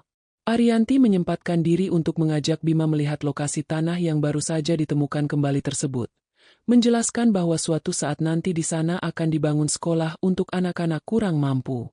Bima sangat bangga melihat ibunya yang begitu dermawan meski pernah disakiti oleh banyak orang di masa lalu yang hingga kini masih mengganggu mereka. Arianti ingin menanamkan nilai bahwa kekayaan yang sesungguhnya bukan terletak pada seberapa banyak uang yang dimiliki, melainkan seberapa besar manfaat yang bisa diberikan kepada orang lain. Pelajaran moral ini sangat penting bagi Bima agar kelak ia tidak tumbuh menjadi lelaki yang sombong dan serakah seperti ayah kandungnya sendiri. Fokus Arianti pada pendidikan karakter anak adalah investasi jangka panjang yang ia utamakan di atas segala kepentingan pribadinya. Operasi tangkap tangan terhadap Mona akhirnya terjadi saat ia mencoba mengambil uang palsu yang disiapkan sebagai bagian dari jebakan kepolisian di sebuah kafe tersembunyi. Mona ditangkap dalam keadaan sangat memalukan, di mana ia berteriak-teriak histeris sambil mencoba melawan petugas yang memborgol tangannya di hadapan banyak pengunjung kafe. Kejadian ini segera menjadi berita besar di media lokal, yang justru memperkuat posisi Arianti sebagai korban yang berani melawan tindak kejahatan secara elegan. Reputasi Mona hancur seketika, dan semua relasi bisnisnya yang dulu terlibat dalam sabotase catering Arianti mulai ketakutan dan berusaha menarik diri dari keterlibatan hukum. Arianti merasa satu persatu beban masa lalunya mulai terangkat seiring dengan jatuhnya para pengkhianat ke dalam lubang yang mereka gali sendiri. Bibi Sumi yang selalu setia mendampingi Arianti merasa sangat puas melihat akhir dari keberandalan Mona yang selama ini selalu menjadi sumber kekacauan dalam hidup majikannya. Ia bercerita bahwa banyak tetangga lama Kiko yang kini mulai memuji keberhasilan Arianti dan menghujat perilaku Kiko yang dianggap sudah terkena kualat atau karma instan. Arianti hanya tersenyum bijak menanggapi cerita itu, karena baginya pujian manusia sama tidak berartinya dengan cacian yang ia terima di masa lalu. Fokusnya tetap pada integritas kerja dan kebahagiaan batin bersama keluarga kecilnya yang kini sudah sangat solid tanpa kehadiran seorang suami. Kemandirian telah memberikan Arianti kebebasan yang tidak pernah ia bayangkan sebelumnya saat ia masih terbelenggu dalam pernikahan yang beracun tersebut. Kiko yang mengetahui penangkapan Mona melalui berita di televisi umum di pasar, merasa dunianya benar-benar sudah berakhir dan tidak ada lagi harapan untuk bangkit. Ia merasa sangat bodoh karena telah mengorbankan segalanya demi wanita seperti Mona yang ternyata tidak lebih dari seorang kriminal yang pengecut. Keinginan untuk meminta maaf kepada Arianti kembali muncul. Namun kali ini rasa malunya jauh lebih besar daripada rasa butuhnya akan bantuan finansial. Ia hanya bisa menatap langit-langit pasar yang bocor saat hujan turun, membayangkan betapa hangatnya rumah yang dulu ia miliki bersama Arianti dan Bima. Penyesalan yang terlambat adalah hukuman yang paling menyiksa bagi jiwa yang telah melakukan banyak kesalahan tanpa mau mendengarkan nurani. Arianti kemudian mengadakan pertemuan besar dengan seluruh manajer dari berbagai cabang untuk memberikan motivasi dan memperkuat sistem keamanan internal perusahaan pasca kasus sabotase. Ia menegaskan bahwa loyalitas adalah mata uang yang paling berharga di perusahaannya, dan ia tidak akan segan untuk memberikan penghargaan bagi mereka yang jujur. Seluruh staf merasa terinspirasi oleh ketegasan dan keberanian sang direktur utama dalam menghadapi musuh-musuh bisnisnya tanpa harus mengorbankan etika. Arianti kini dipandang sebagai ikon pengusaha wanita yang sangat sukses di kotanya, yang mampu mengubah air mata menjadi berlian melalui kerja keras yang konsisten. Keberhasilannya dalam mengelola krisis justru membuat nilai saham perusahaannya meningkat tajam karena kepercayaan publik yang semakin menguat. Menjelang jam pulang, Pak Amir memberikan kabar bahwa Kiko secara sukarela datang ke kantor polisi untuk mengakui keterlibatannya dalam penggelapan uang asuransi, karena sudah tidak tahan dengan tekanan batin. Kiko berharap dengan pengakuan ini, hukumannya bisa diringankan dan ia bisa mendapatkan kedamaian jiwa meski harus mendekam di balik jeruji besi. Arianti menerima kabar itu dengan perasaan lega, namun tetap menginstruksikan Pak Amir untuk memastikan proses hukum berjalan sesuai aturan tanpa ada intervensi apapun. Baginya, pengakuan Kiko adalah bentuk kemenangan moral yang sangat mutlak, membuktikan bahwa pada akhirnya kebenaran akan selalu menemukan jalannya sendiri untuk bersinar. Kini ia bisa bernapas lebih lega karena teka-teki masa lalu yang menyakitkan itu sudah benar-benar terjawab dengan tindakan nyata dari pelakunya sendiri.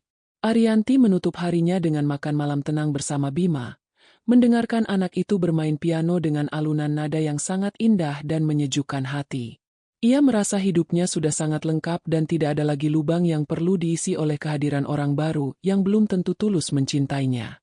Fokus pada anak dan usaha yang ia rintis sejak dicerai telah membawanya pada tingkat kebahagiaan yang hakiki, jauh melebihi impian masa mudanya. Arianti menatap masa depan dengan optimisme tinggi, menyadari bahwa setiap babak dalam hidupnya telah membentuknya menjadi sosok yang sangat luar biasa tangguh. Ia tidak lagi membenci masa lalu, melainkan menjadikannya sebagai pupuk yang menyuburkan taman kesuksesannya saat ini dan untuk selamanya.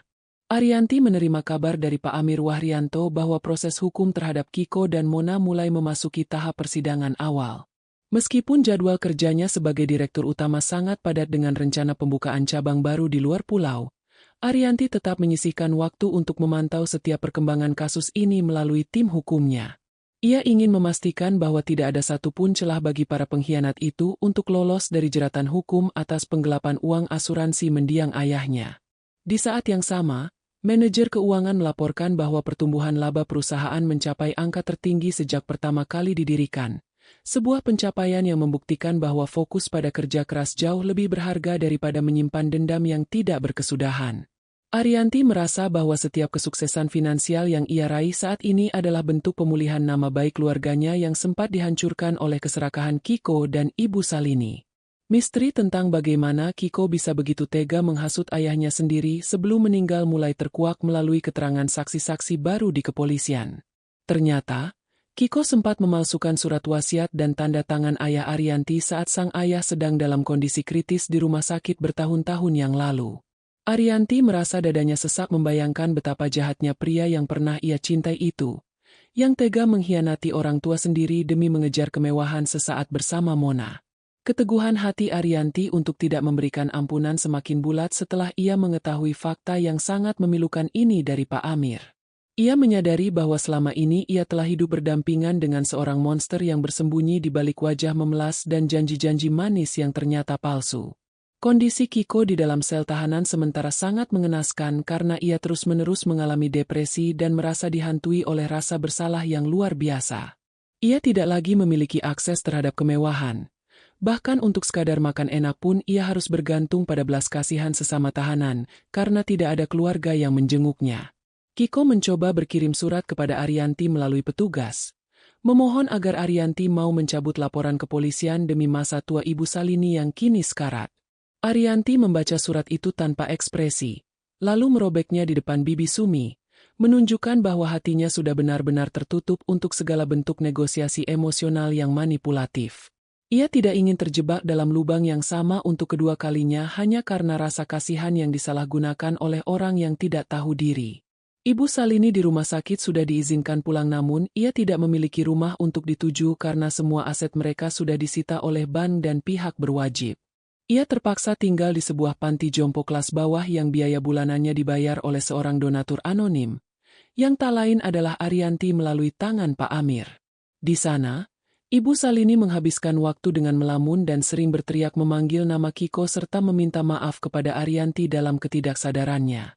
Ia kini merasakan betapa dingin dan sepinya hidup tanpa harga diri dan tanpa kasih sayang dari keluarga yang dulu ia bangga-banggakan secara berlebihan. Karma sedang bekerja dengan sangat teliti, memberikan rasa sakit yang mendalam pada sisa umur wanita tua yang dulu sangat angkuh dan kejam tersebut. Mona yang berada di sel wanita juga mengalami nasib yang tidak kalah tragis. Ia sering terlibat perkelahian dengan sesama tahanan karena sifatnya yang masih merasa paling hebat dan sombong. Kecantikannya yang dulu dipuja-puja Kiko kini pudar, menyisakan wajah kusam dan mata yang penuh dengan kebencian terhadap dunia yang dianggapnya tidak adil. Ia mencoba menyalahkan Kiko atas semua yang terjadi, namun hukum tetap menjeratnya sebagai orang yang ikut serta menikmati hasil kejahatan penggelapan tersebut. Arianti merasa sangat puas melihat bagaimana dua orang yang dulu bersatu untuk menghancurkannya kini saling mengutuk dan menderita di balik jeruji besi yang dingin. Penderitaan mereka adalah bukti nyata bahwa kebahagiaan yang dibangun di atas air mata orang lain tidak akan pernah bertahan lama. Bima yang kini sudah mulai memahami situasi melalui penjelasan bijak Arianti, tumbuh menjadi anak yang sangat protektif terhadap ibunya dan sangat rajin belajar. Ia sering membantu Arianti di kantor saat libur sekolah, belajar sedikit demi sedikit tentang cara mengelola bisnis catering yang kini sudah sangat besar. Arianti sangat bangga melihat Bima yang tidak menunjukkan tanda-tanda trauma, melainkan tumbuh menjadi pribadi yang penuh rasa syukur dan hormat pada sesama. Ia mendidik Bima agar selalu ingat bahwa kejujuran adalah modal utama dalam hidup, sesuatu yang tidak pernah dimiliki oleh ayahnya sendiri. Fokus pada masa depan anak adalah komitmen utama Arianti yang tidak akan pernah ia lepaskan demi kepentingan apapun, termasuk tawaran kerja sama bisnis yang meragukan integritasnya. Persiapan untuk persidangan besar dimulai dengan Arianti yang harus memberikan kesaksian langsung di depan hakim mengenai kronologi pengusiran dan pencurian aset yang dialaminya. Ia menyiapkan mentalnya dengan baik, berkoordinasi secara rutin dengan Pak Amir Wahrianto agar tidak ada satupun detail yang terlewatkan saat memberikan keterangan nanti. Arianti tidak ingin tampil sebagai korban yang lemah, melainkan sebagai wanita mandiri yang menuntut haknya kembali secara terhormat di mata hukum. Keberaniannya ini mendapat dukungan penuh dari seluruh staf dan manajer perusahaannya, yang menganggap Arianti sebagai simbol perlawanan terhadap ketidakadilan domestik. Reputasinya sebagai pengusaha yang tangguh semakin bersinar, membuat banyak media mulai melirik kisah inspiratifnya untuk dijadikan konten yang mengedukasi masyarakat. Di panti jompo, Ibu Salini mulai dijauhi oleh penghuni lain karena sifatnya yang sering mengeluh dan menyalahkan keadaan tanpa mau introspeksi diri sedikit pun. Ia merasa terhina karena harus makan makanan sederhana dan tidur di kamar yang sempit bersama orang lain yang tidak ia kenal sebelumnya. Sesekali ia teringat masakan lezat Arianti yang dulu selalu tersedia di meja makan tanpa ia perlu mengeluarkan tenaga sedikit pun untuk menyiapkannya. Rasa rindu itu bercampur dengan rasa malu yang teramat sangat, menciptakan beban batin yang membuat kesehatan fisiknya terus menurun drastis dari hari ke hari. Ia kini benar-benar merasakan hidup tanpa martabat, persis seperti doa-doa buruk yang dulu sering ia ucapkan untuk Arianti saat mereka masih bersama. Arianti menggunakan sebagian keuntungan dari usahanya untuk merenovasi rumah peninggalan orang tuanya yang dulu sempat dikuasai secara ilegal oleh Kiko. Ia ingin mengembalikan kejayaan rumah itu dan menjadikannya sebagai tempat tinggal yang penuh kenangan indah bagi Bima tanpa ada bayang-bayang kegelapan masa lalu. Setiap sudut rumah dibersihkan dari energi negatif, diganti dengan dekorasi yang cerah dan penuh dengan tanaman hijau yang menyegarkan pandangan mata. Ia merasa bahwa dengan merawat rumah itu, ia juga sedang menyembuhkan luka batinnya sendiri yang sudah terlalu lama terpendam di bawah tekanan keluarga mantan suaminya. Bibi Sumi membantu dengan penuh semangat, memastikan bahwa setiap detail renovasi sesuai dengan keinginan Arianti yang kini sudah sangat mandiri dalam mengambil keputusan. Kiko mencoba melakukan upaya bunuh diri di dalam sel, karena sudah tidak kuat menahan hinaan dari narapidana lain dan rasa frustrasi, karena tidak ada yang membantunya.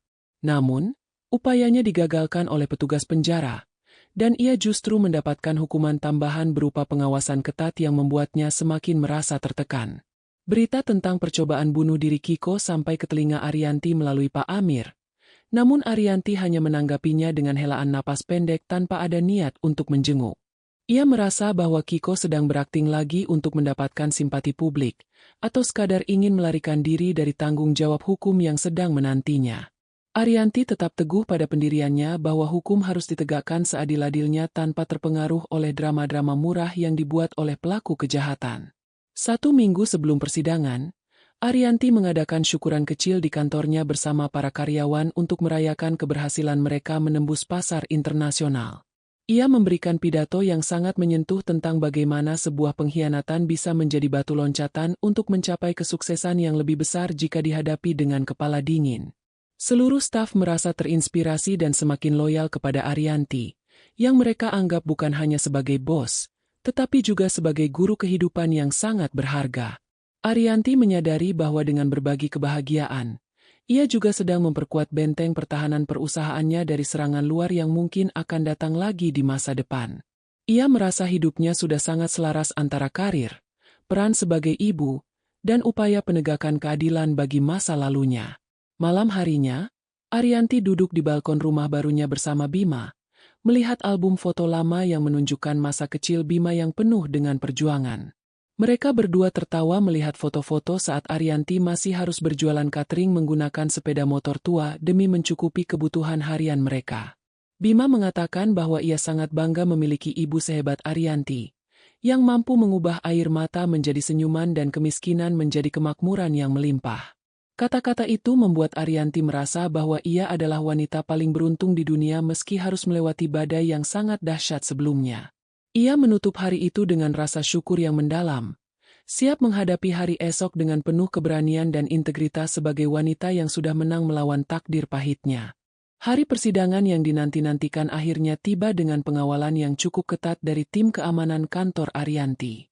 Arianti melangkah masuk ke dalam ruang sidang dengan mengenakan setelan kantor yang sangat elegan, menunjukkan wibawanya sebagai seorang direktur utama yang sukses dan tidak tergoyahkan.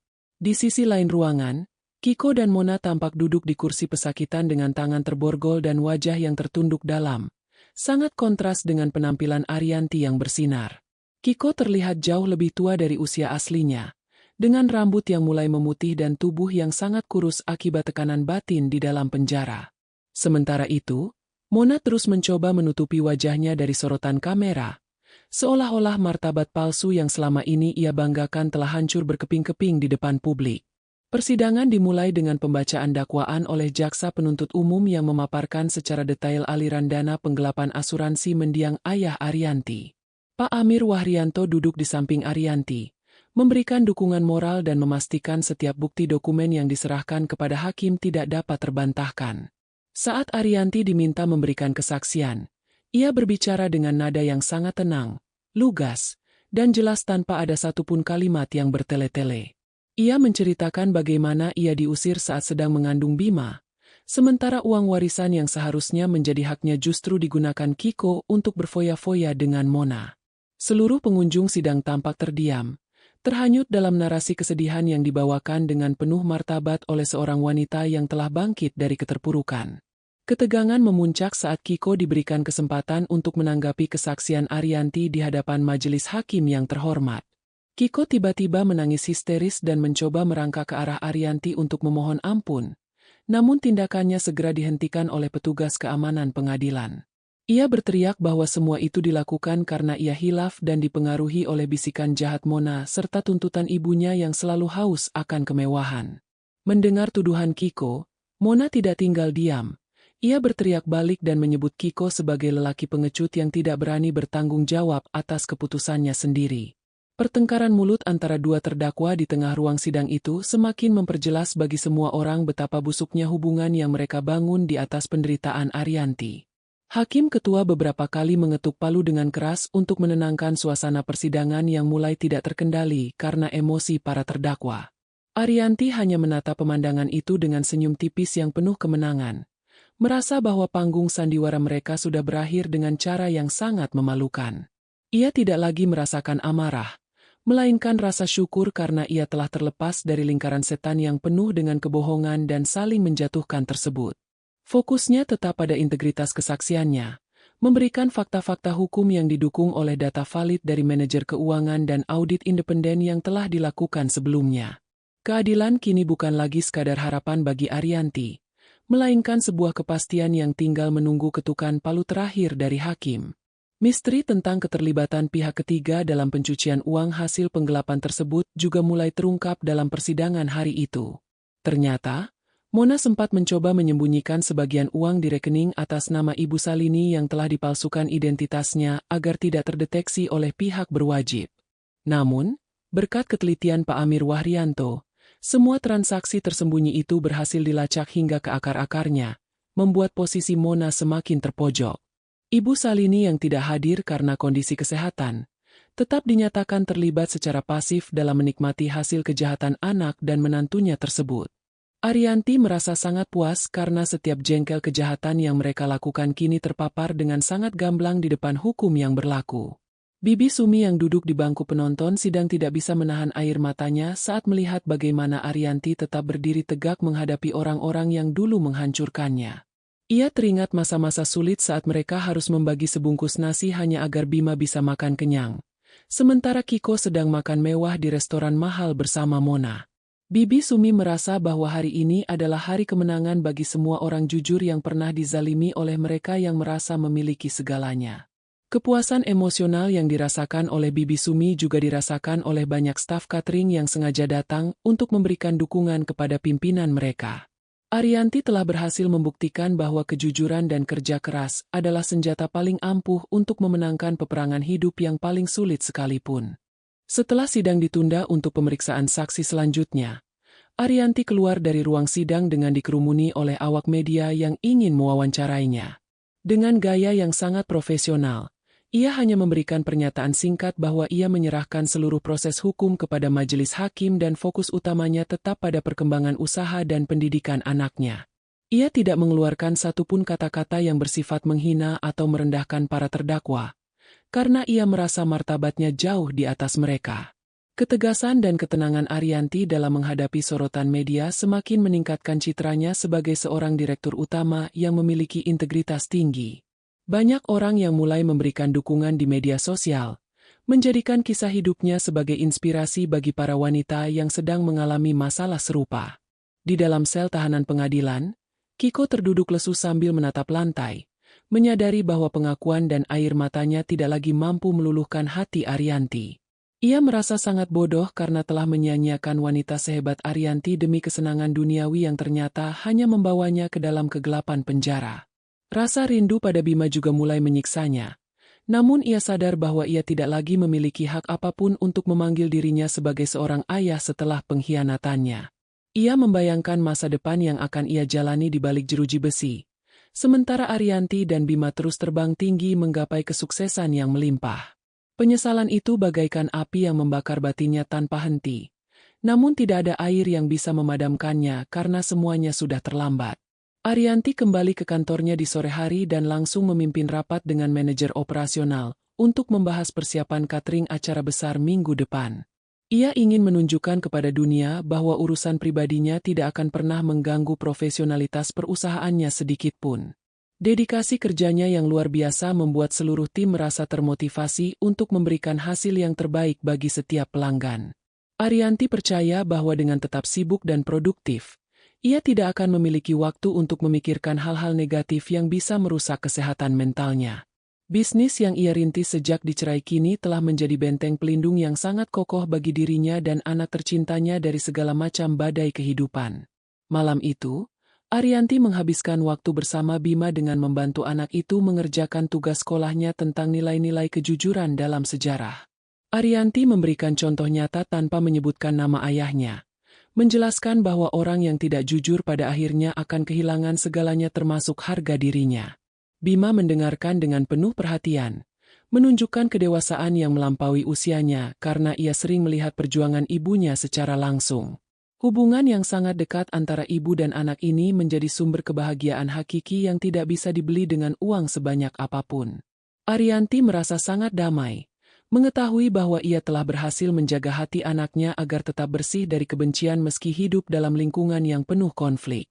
Di panti jompo, Ibu Salini yang mendapatkan kabar tentang jalannya persidangan dari siaran televisi hanya bisa menangis terseduh-seduh dalam kesunyian kamarnya. Ia menyadari bahwa seluruh keluarga besarnya kini sudah hancur total karena keserakahan dan keangkuhan yang dulu ia pelihara dengan sangat bangga. Rasa sakit di tubuhnya seolah bertambah berkali-kali lipat setiap kali ia melihat wajah Arianti yang tampak sangat bahagia dan sukses di layar kaca. Ia ingin sekali meminta ampun, namun ia merasa dosanya sudah terlalu besar untuk bisa dimaafkan oleh manusia manapun, terutama oleh menantu yang dulu ia buang. Kini ia harus menjalani sisa hidupnya dalam kemiskinan dan kesepian yang mendalam, sebuah hukuman yang sangat tragis bagi wanita yang dulu merasa paling berkuasa. Arianti menutup harinya dengan berdiri di balkon rumahnya, menatap ke arah cahaya kota yang gemerlap dengan perasaan puas yang mendalam. Ia merasa bahwa satu persatu potongan puzzle hidupnya mulai tertata dengan rapi sesuai dengan kehendak Tuhan yang Maha Adil. Tidak ada lagi ketakutan, tidak ada lagi rasa ragu.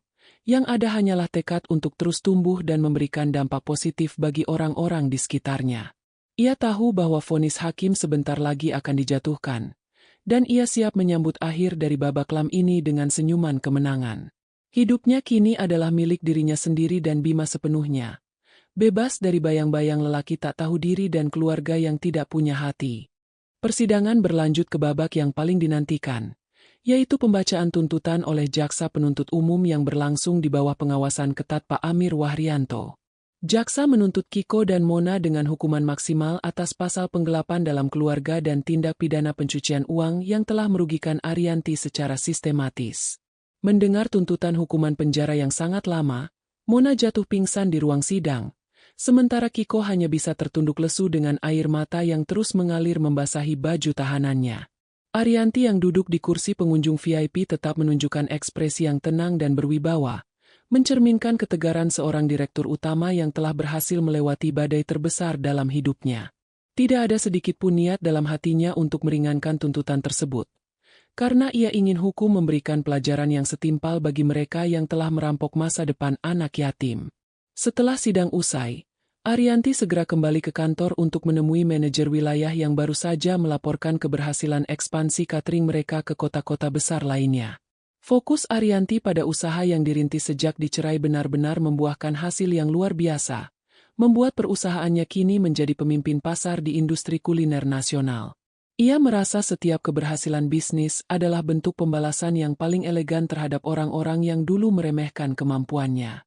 Arianti juga menginstruksikan sekretarisnya untuk mengalokasikan sebagian keuntungan bulan ini guna menambah fasilitas di yayasan pendidikan yang ia bangun untuk anak-anak kurang mampu. Baginya, berbagi adalah cara terbaik untuk merayakan kemenangan atas ketidakadilan yang pernah ia alami di masa lalu. Misteri tentang aset-aset lain yang sempat disembunyikan Mona akhirnya terungkap sepenuhnya setelah polisi melakukan penggeledahan di sebuah apartemen rahasia atas nama kerabat jauhnya. Di sana ditemukan tumpukan perhiasan dan dokumen berharga yang semuanya dibeli menggunakan uang hasil kejahatan terhadap keluarga Arianti. Pak Amir Wahrianto dengan sigap memastikan seluruh aset tersebut disita oleh negara untuk kemudian dikembalikan kepada Arianti sebagai ahli waris yang sah. Arianti merasa sangat puas melihat bagaimana satu persatu kebohongan Mona dan Kiko terbongkar, hingga tidak menyisakan ruang sedikit pun bagi mereka untuk membela diri. Kebenaran yang tertunda kini telah tegak dengan sempurna, menghancurkan sisa-sisa kesombongan para antagonis yang selama ini merasa bisa lolos dari jeratan hukum.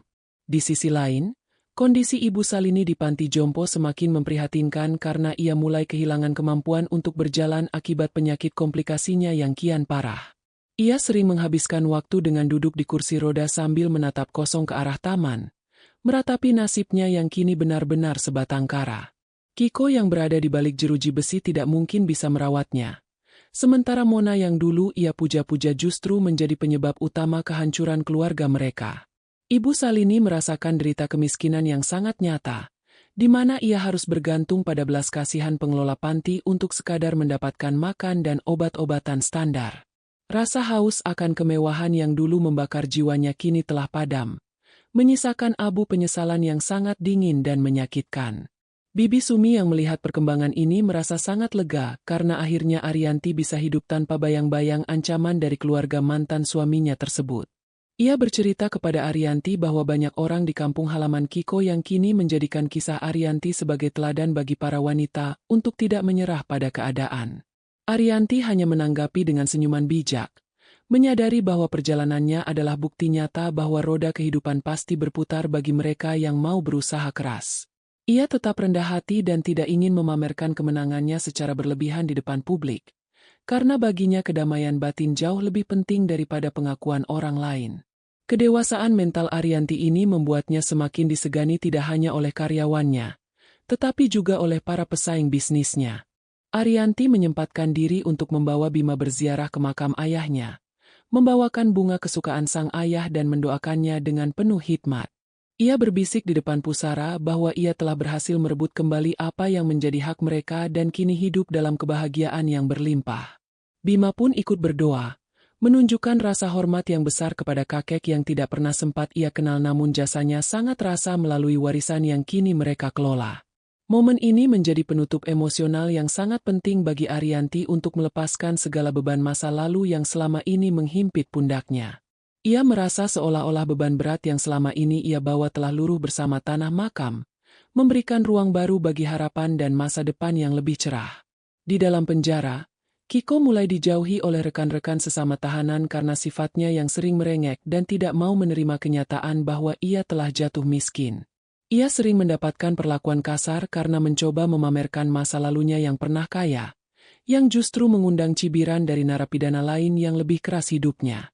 Kiko kini benar-benar merasakan bagaimana rasanya menjadi orang yang paling rendah tanpa punya teman atau saudara yang peduli pada nasibnya. Penyesalannya semakin dalam setiap kali ia melihat foto Bima di koran saat anaknya itu memenangkan perlombaan sains di tingkat nasional. Ia menyadari bahwa ia telah kehilangan kesempatan untuk menjadi bagian dari kesuksesan anak kandungnya sendiri, karena keserakahan dan pengkhianatan yang ia lakukan. Persiapan untuk putusan akhir hakim terus dimatangkan oleh Pak Amir Wahrianto dengan memastikan seluruh fakta persidangan telah tercatat dengan sempurna tanpa ada manipulasi.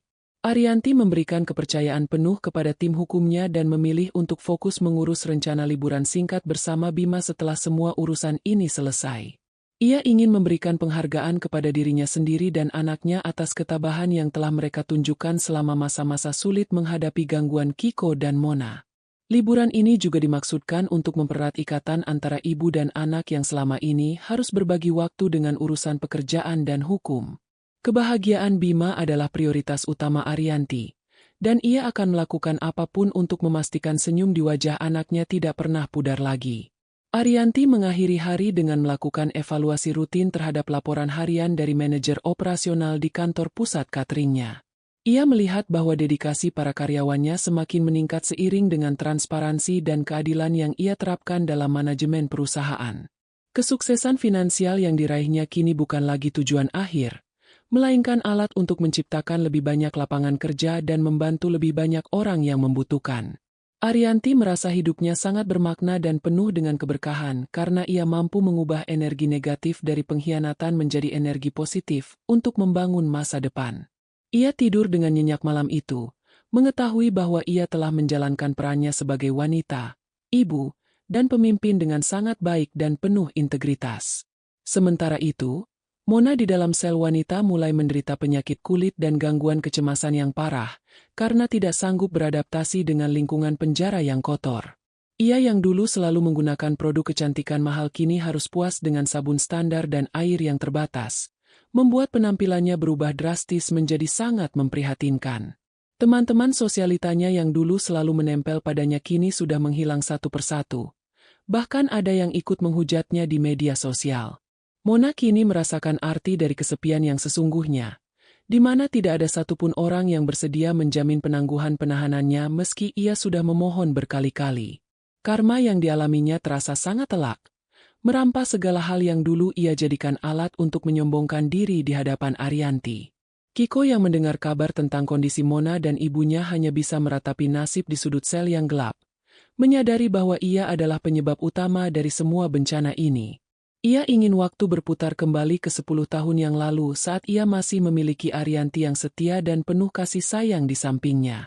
Namun, ia tahu bahwa pintu masa lalu sudah tertutup rapat dan hanya menyisakan penyesalan yang akan menemaninya selama sisa masa tahanannya di penjara. Ia kini benar-benar tidak tahu malu karena masih sempat-sempatnya berharap Arianti akan memaafkannya dan menerimanya kembali setelah semua kehancuran yang ia perbuat. Harapan kosong itu justru menjadi siksaan tambahan bagi jiwanya yang sudah sangat rapuh dan hancur berantakan. Arianti berdiri di depan jendela kantornya, menatap matahari terbenam dengan perasaan damai yang belum pernah ia rasakan sebelumnya. Ia menyadari bahwa kemenangan sejati bukan terletak pada jatuhnya musuh, melainkan pada kemampuan kita untuk tetap berdiri tegak dan menjadi pribadi yang lebih baik. Fokus pada anak dan usahanya telah membuktikan bahwa kemandirian adalah kunci utama bagi seorang wanita untuk mencapai kebahagiaan yang hakiki tanpa bergantung pada orang lain. Ia siap menyambut hari esok dengan penuh semangat, meninggalkan segala kepahitan masa lalu di belakang dan melangkah menuju masa depan yang penuh dengan cahaya keberhasilan. Arianti adalah pemenang yang sesungguhnya dalam drama kehidupan ini, dan ia akan terus bersinar sebagai inspirasi bagi banyak orang di luar sana. Hari yang menentukan akhirnya tiba, saat majelis hakim membacakan vonis di ruang sidang yang dipenuhi oleh para staf catering dan awak media yang ingin menyaksikan akhir dari drama pengkhianatan ini. Hakim ketua membacakan putusan dengan suara yang sangat berwibawa, menyatakan bahwa Kiko dan Mona terbukti secara sah dan meyakinkan bersalah melakukan penggelapan dana asuransi serta tindak pidana pencucian uang yang direncanakan. Kiko dijatuhi hukuman penjara selama 10 tahun. Sementara Mona mendapatkan hukuman 12 tahun penjara karena terbukti melakukan pemerasan tambahan dan sabotase bisnis. Mendengar vonis tersebut, Kiko hanya bisa tertunduk lesu di kursi pesakitan, menyadari bahwa masa mudanya akan habis di balik jeruji besi tanpa harta dan tanpa keluarga. Arianti yang duduk di barisan depan hanya memejamkan mata sejenak, menarik napas lega karena beban sejarah yang menyesakkan dadanya kini telah diangkat oleh keadilan hukum yang nyata. Arianti segera keluar dari ruang sidang tanpa memberikan kesempatan kepada Kiko untuk mendekat ataupun berbicara sepatah kata pun kepadanya. Ia langsung menuju kantor pusat untuk memberikan pengumuman kepada seluruh karyawan bahwa keadilan telah ditegakkan dan perusahaan akan memberikan bonus khusus sebagai tanda syukur atas kesetiaan mereka selama ini. Fokus Arianti pada usaha cateringnya tidak sedikit pun kendur, Justru ia semakin bersemangat untuk meresmikan program pelatihan bagi para janda dan ibu tunggal agar mereka bisa mandiri secara finansial. Ia merasa bahwa kesuksesannya akan jauh lebih bermakna jika ia bisa membantu orang lain yang sedang berada di posisi sulit seperti dirinya 10 tahun yang lalu. Arianti kini dikenal bukan hanya sebagai direktur utama yang bertangan dingin dalam bisnis, tetapi juga sebagai pelindung bagi kaum wanita yang terpinggirkan. Misteri tentang aset-aset yang raib kini benar-benar tuntas setelah Pak Amir Wahrianto berhasil mengeksekusi pengembalian seluruh uang asuransi beserta bunganya dari rekening-rekening rahasia milik Mona. Uang tersebut segera dialokasikan oleh Arianti ke dalam tabungan khusus untuk masa depan Bima dan pengembangan yayasan sosial yang ia kelola dengan penuh dedikasi. Ia merasa seolah-olah mendiang ayahnya tersenyum dari alam sana melihat harta yang dulu dicuri kini kembali ke tangan yang tepat dan digunakan untuk kemaslahatan banyak orang. Kemenangan ini memberikan kepuasan batin yang luar biasa bagi Arianti, karena ia telah berhasil membuktikan bahwa kejahatan yang ditutupi serapi apapun pasti akan terbongkar pada waktunya. Tidak ada lagi rahasia yang tersisa. Semuanya telah terang benderang di bawah cahaya kebenaran yang mutlak. Ibu Salini di panti jompo hanya bisa meratapi nasibnya saat mendengar kabar dari siaran berita bahwa anak kesayangannya akan mendekam di penjara dalam waktu yang sangat lama. Ia kini benar-benar merasakan derita kemiskinan yang menyayat hati, di mana ia harus mengantre untuk mendapatkan jatah makan dan bantuan medis yang sangat terbatas. Setiap kali ia teringat bagaimana dulu ia menghambur-hamburkan uang Arianti untuk perhiasan emas yang kini telah disita, ia merasa sangat sesak dan sulit bernapas. Rasa bangganya yang dulu selangit kini telah runtuh menjadi puing-puing kehinaan yang membuatnya tidak berani lagi menatap wajah orang-orang di sekitarnya. Karma yang ia jalani di sisa umurnya adalah sebuah tragedi nyata dari seorang ibu yang gagal mendidik anaknya karena keserakahan yang membutakan mata hati. Bima yang kini sudah mulai beranjak remaja menunjukkan prestasi yang sangat membanggakan di sekolahnya, menjadi teladan bagi teman-temannya karena ketekunan dan kesantunannya. Ia sering diajak Arianti ke kantor untuk melihat bagaimana manajer operasional bekerja, agar ia memahami bahwa setiap rupiah yang mereka miliki didapatkan melalui integritas dan kerja keras.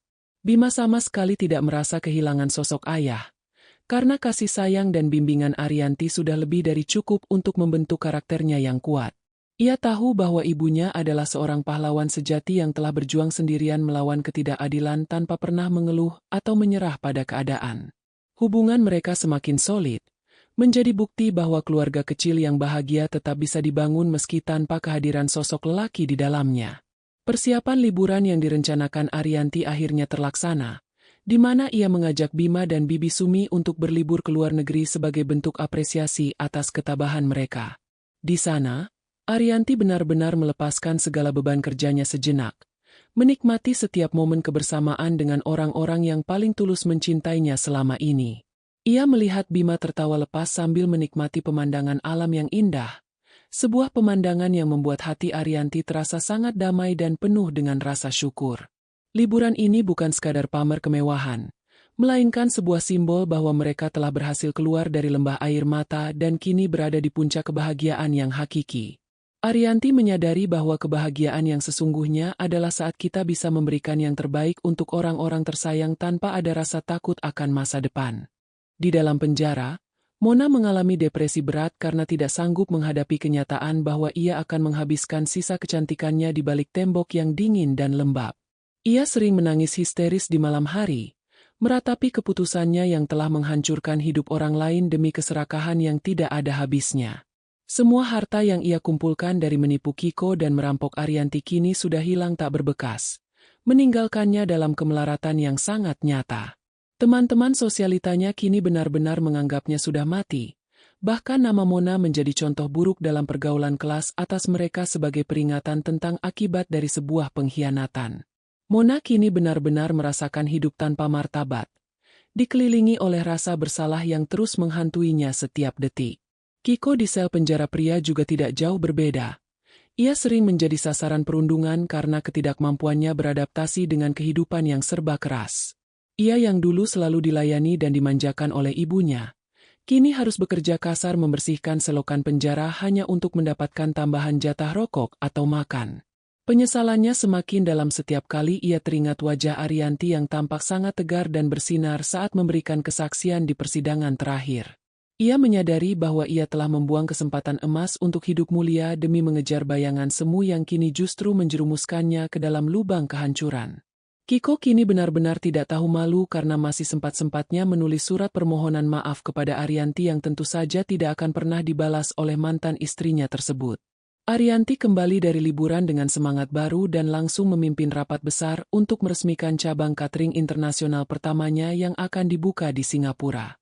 Prestasinya ini membuatnya mendapatkan penghargaan dari pemerintah sebagai wanita pengusaha paling inspiratif tahun ini, sebuah pengakuan yang sangat layak ia dapatkan.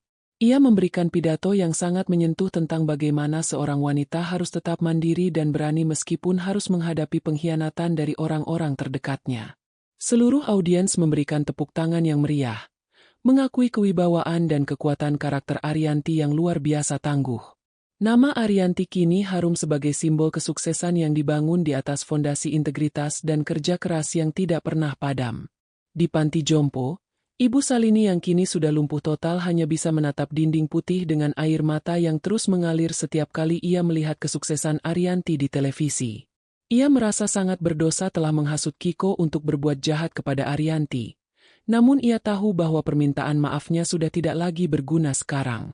Ia menghabiskan masa tuanya dalam sepi, tanpa ada anak atau cucu yang menjenguk, hanya ditemani oleh penyesalan yang sangat berat menghimpit jiwanya. Derita kemiskinan dan penyakit yang ia rasakan adalah hukuman paling tragis bagi seorang wanita yang dulu merasa sangat berkuasa dan sombong di hadapan sesamanya. Ia kini benar-benar merasakan keadilan Tuhan yang bekerja melalui cara yang sangat tidak terduga namun sangat adil bagi semua orang. Arianti menutup harinya dengan memeriksa draft akhir buku biografi perjalanannya yang akan segera diterbitkan untuk memberikan motivasi bagi wanita di seluruh dunia.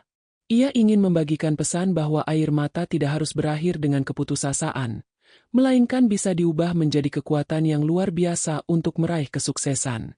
Fokus pada anak dan usaha cateringnya telah membawanya pada tingkat kehidupan yang jauh lebih mulia daripada yang pernah ia bayangkan sebelumnya saat masih menjadi istri Kiko. Ia merasa hidupnya kini sudah benar-benar utuh dan sempurna, bebas dari segala macam belenggu masa lalu yang menyakitkan. Arianti tersenyum menatap hari esok, siap untuk terus berkarya dan memberikan dampak positif bagi dunia dengan segala kemandirian yang ia miliki. Malam itu, Arianti duduk di taman belakang rumahnya, mendengarkan suara gemericik air kolam yang memberikan suasana tenang bagi jiwanya yang kini sudah sangat damai. Ia merasa bahwa perjalanan hidupnya adalah sebuah anugerah yang telah mendewasakannya menjadi sosok wanita baja yang penuh dengan cinta dan kebijaksanaan. Tidak ada lagi ruang untuk benci, yang ada hanyalah ruang untuk terus tumbuh dan menjadi lebih baik bagi dirinya sendiri, anaknya, dan sesama. Ia percaya bahwa setiap bab dalam hidupnya telah berakhir dengan sangat indah, memberikan kepuasan yang luar biasa bagi siapa saja yang mengetahui perjuangannya. Arianti adalah pemenang yang sesungguhnya, yang telah berhasil mengubah duri pengkhianatan menjadi mahkota kesuksesan yang abadi dan penuh dengan keberkahan. Waktu terus berjalan, dan kini hukuman yang dijalani Kiko serta Mona telah memasuki tahun kedua. Arianti mendapatkan kabar dari Pak Amir Wahrianto bahwa kondisi kesehatan Ibu Salini di panti jompo telah mencapai titik kritis yang sesungguhnya. Meskipun Arianti sudah membiayai seluruh kebutuhan medisnya secara anonim selama ini, tubuh tua yang penuh beban penyesalan itu tidak lagi mampu bertahan melawan komplikasi penyakitnya. Arianti memutuskan untuk datang menjenguk untuk pertama dan terakhir kalinya, bukan karena ingin rujuk dengan masa lalu, melainkan untuk memberikan kedamaian bagi dirinya sendiri. Saat melihat Arianti datang dengan pakaian yang sangat bersahaja namun tetap memancarkan wibawa direktur utama, Ibu Salini menangis terseduh-seduh dan mencoba mencium tangan mantan menantunya itu sambil memohon ampun dengan suara yang hampir habis. Arianti hanya menatap wanita tua itu dengan tatapan yang tenang tanpa ada sisa kebencian, namun juga tanpa ada keinginan untuk kembali menjadi bagian dari keluarga tersebut. Ia menegaskan kepada Ibu Salini bahwa ia sudah memaafkan segala perbuatan buruk di masa lalu demi ketenangan batinnya sendiri, namun luka yang mereka goreskan telah mengubah jalannya hidup selamanya. Ia menceritakan kesuksesan Bima di sekolah internasional dan bagaimana usaha cateringnya kini telah memiliki ribuan karyawan yang semuanya sejahtera. Mendengar hal itu, Ibu Salini merasa semakin kerdil dan malu karena menyadari bahwa orang yang dulu ia sebut pembawa sial justru menjadi satu-satunya orang yang peduli pada nyawanya di saat anak kandungnya sendiri mendekam di penjara. Pertemuan itu diakhiri dengan Arianti yang membisikkan bahwa ia akan memastikan pemakaman Ibu Salini nantinya dilakukan secara layak sebagai bentuk penghormatannya kepada sesama manusia. Beberapa hari setelah kunjungan tersebut, Ibu Salini menghembuskan napas terakhirnya dalam kesunyian panti jompo, tanpa ada kehadiran Kiko di sisinya. Kiko yang mendapatkan izin khusus dari pihak lapas untuk menghadiri pemakaman, datang dengan tangan terborgol dan dikawal ketat oleh petugas kepolisian. Di pemakaman yang sederhana namun rapi tersebut, Kiko melihat Arianti berdiri di kejauhan bersama Bima, namun mereka tidak mendekat untuk menyapanya sedikit pun. Kiko meraung histeris di depan makam ibunya, meratapi nasibnya yang kini benar-benar menjadi yatim piatu dalam keadaan sebagai narapidana yang miskin dan tak punya harga diri. Ia melihat Bima, anaknya yang kini sudah tumbuh menjadi remaja tampan dan gagah, menatapnya dengan pandangan asing seolah melihat orang asing yang tidak memiliki ikatan batin apapun. Pemandangan di pemakaman itu menjadi puncak dari penderitaan batin Kiko yang paling tragis, di mana ia harus menerima kenyataan bahwa ia telah kehilangan segalanya secara permanen. Setelah prosesi pemakaman selesai, Kiko mencoba mendekati Arianti untuk sekadar mengucapkan terima kasih. Namun Pak Amir Wahrianto dengan sigap menghalangi langkahnya demi menjaga kenyamanan kliennya. Arianti hanya memberikan anggukan kecil dari jauh sebelum akhirnya berbalik badan dan mengajak Bima masuk ke dalam mobil mewahnya yang sudah menunggu. Kiko hanya bisa terpaku di pinggir makam yang masih basah, melihat mobil itu meluncur pergi membawa satu-satunya harapan hidup yang pernah ia miliki namun ia sia-siakan dengan keji. Derita kemiskinan dan kesepian kini menjadi teman setianya di dalam sel, sementara bayang-bayang wajah ibunya terus menghantui setiap malamnya. Di sisi lain, Mona di dalam penjara wanita semakin terpuruk karena ia mendapatkan kabar bahwa seluruh sisa hartanya di luar negeri pun telah berhasil disita oleh otoritas berwenang berkat kerjasama internasional yang diinisiasi Pak Amir. Ia kini benar-benar tidak memiliki apa-apa. Bahkan untuk membeli keperluan pribadi di dalam penjara pun, ia harus bekerja mencuci pakaian narapidana lain. Kecantikan yang dulu ia agung-agungkan kini telah hilang ditelan kepahitan hidup, menyisakan sosok wanita parubaya yang tampak kuyu dan penuh kerutan karena stres yang berkepanjangan. Mona sering berhalusinasi melihat Arianti datang untuk mengejeknya. Padahal Arianti sudah terlalu sibuk dengan urusan manajer wilayah dan ekspansi bisnisnya hingga tidak punya waktu lagi untuk memikirkan keberadaan Mona. Karma yang dialami Mona adalah sebuah kehancuran total dari sebuah ambisi yang dibangun di atas fondasi kejahatan dan pengkhianatan. Arianti kembali ke kantornya dengan perasaan yang jauh lebih ringan setelah segala urusan dengan Ibu Salini selesai sepenuhnya. Ia segera mengadakan rapat dengan jajaran manajer untuk membahas peluncuran lini bisnis baru, yaitu catering sehat untuk anak-anak sekolah yang akan disubsidi oleh yayasannya. Fokusnya pada pemberdayaan masyarakat melalui usaha yang ia rintis sejak dicerai telah membuatnya menjadi tokoh yang sangat berpengaruh di dunia bisnis kuliner. Ia tidak lagi terpengaruh oleh berita-berita tentang Kiko atau Mona yang sesekali muncul di media hukum, karena baginya mereka sudah menjadi bagian dari sejarah yang telah tertutup rapat. Keberhasilannya mengelola emosi dan pekerjaan secara seimbang adalah kunci utama mengapa perusahaannya terus berkembang pesat tanpa hambatan yang berarti. Bima menunjukkan kedewasaan yang luar biasa dengan mengatakan kepada Arianti bahwa ia ingin menyumbangkan sebagian tabungannya untuk memperbaiki fasilitas di panti jompo tempat neneknya dulu tinggal. Arianti sangat terharu melihat kebaikan hati anaknya yang tidak mewarisi sedikitpun sifat dendam atau keserakahan dari ayahnya. Ia menyadari bahwa pendidikan karakter yang ia berikan selama ini telah berhasil membentuk Bima menjadi pribadi yang sangat mulia dan bijaksana.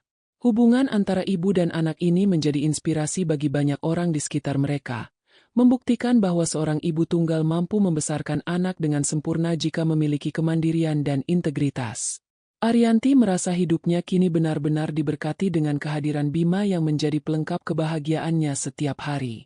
Misteri tentang surat-surat lama ayah Arianti yang sempat disembunyikan Kiko akhirnya ditemukan di dasar kotak penyimpanan barang-barang Ibu Salini setelah ia meninggal.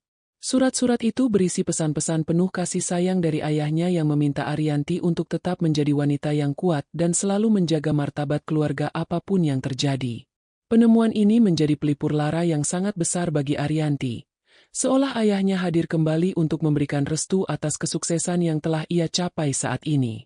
Ia menyimpan surat-surat itu sebagai harta karun yang paling berharga, jauh lebih bernilai daripada aset-aset properti yang telah ia dapatkan kembali. Arianti merasa bahwa lingkaran takdirnya kini telah tertutup dengan sempurna, membawa pesan perdamaian bagi jiwanya yang dulu sempat hancur lebur. Kiko yang kembali ke selnya setelah pemakaman, menghabiskan waktu dengan merenungi setiap babak kehidupannya yang penuh dengan kesalahan fatal. Ia menyadari bahwa setiap rupiah yang ia curi dari Arianti kini telah berubah menjadi jeruji besi yang mengurung kebebasannya selama bertahun-tahun ke depan. Tidak ada lagi Ibu Salini yang membelanya. Tidak ada lagi Mona yang menemaninya bersenang-senang. Yang ada hanyalah penyesalan yang sangat dingin dan menyakitkan. Ia mencoba menulis buku harian sebagai bentuk pengakuan dosa. Namun setiap kata yang ia tulis justru membuatnya semakin menyadari betapa jahatnya perbuatannya dulu. Kiko kini benar-benar tidak tahu malu karena masih sempat berharap suatu saat nanti Bima akan datang menjenguknya. Sebuah harapan yang terasa sangat mustahil mengingat luka yang telah ia torehkan. Arianti menutup harinya dengan memeriksa perkembangan renovasi gedung yayasannya yang akan digunakan sebagai pusat pelatihan manajer catering bagi para wanita yang membutuhkan. Ia merasa sangat puas melihat proyek sosialnya berjalan lancar beriringan dengan keuntungan bisnisnya yang terus meningkat tajam. Ia tidak lagi membutuhkan pengakuan dari siapapun karena ia sudah menemukan kebahagiaan sejati dalam kemandirian dan kemampuannya untuk berbagi.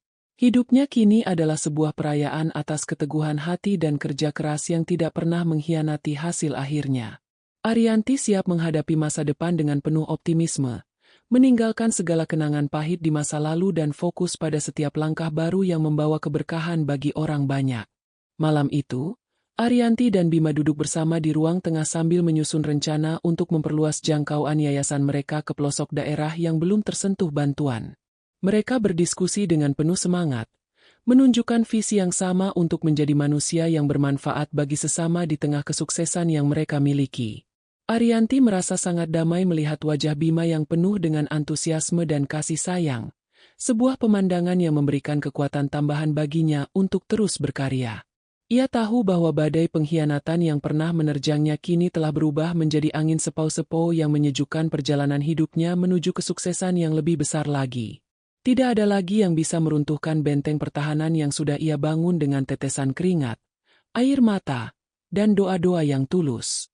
Arianti tersenyum menatap langit malam yang penuh bintang, menyadari bahwa setiap penderitaan yang ia alami dulu adalah cara Tuhan untuk membentuknya menjadi wanita yang sangat luar biasa ini. Ia telah membuktikan bahwa seorang mantan istri yang dibuang bisa menjadi seorang direktur utama yang disegani dan ibu yang sangat dicintai oleh anaknya. Fokus pada anak dan usaha cateringnya telah membawanya pada puncak kehidupan yang sangat memuaskan secara emosional maupun finansial. Ia siap menyongsong babak terakhir dari cerita hidupnya dengan kepala tegak, penuh dengan martabat dan kebahagiaan yang tidak akan pernah bisa direbut kembali oleh siapapun. Arianti adalah simbol kemenangan dari sebuah perjuangan yang murni dan penuh dengan integritas di tengah dunia yang penuh dengan tipu daya. Beberapa tahun telah berlalu sejak kepergian Ibu Salini dan vonis hakim yang menghancurkan hidup para pengkhianat.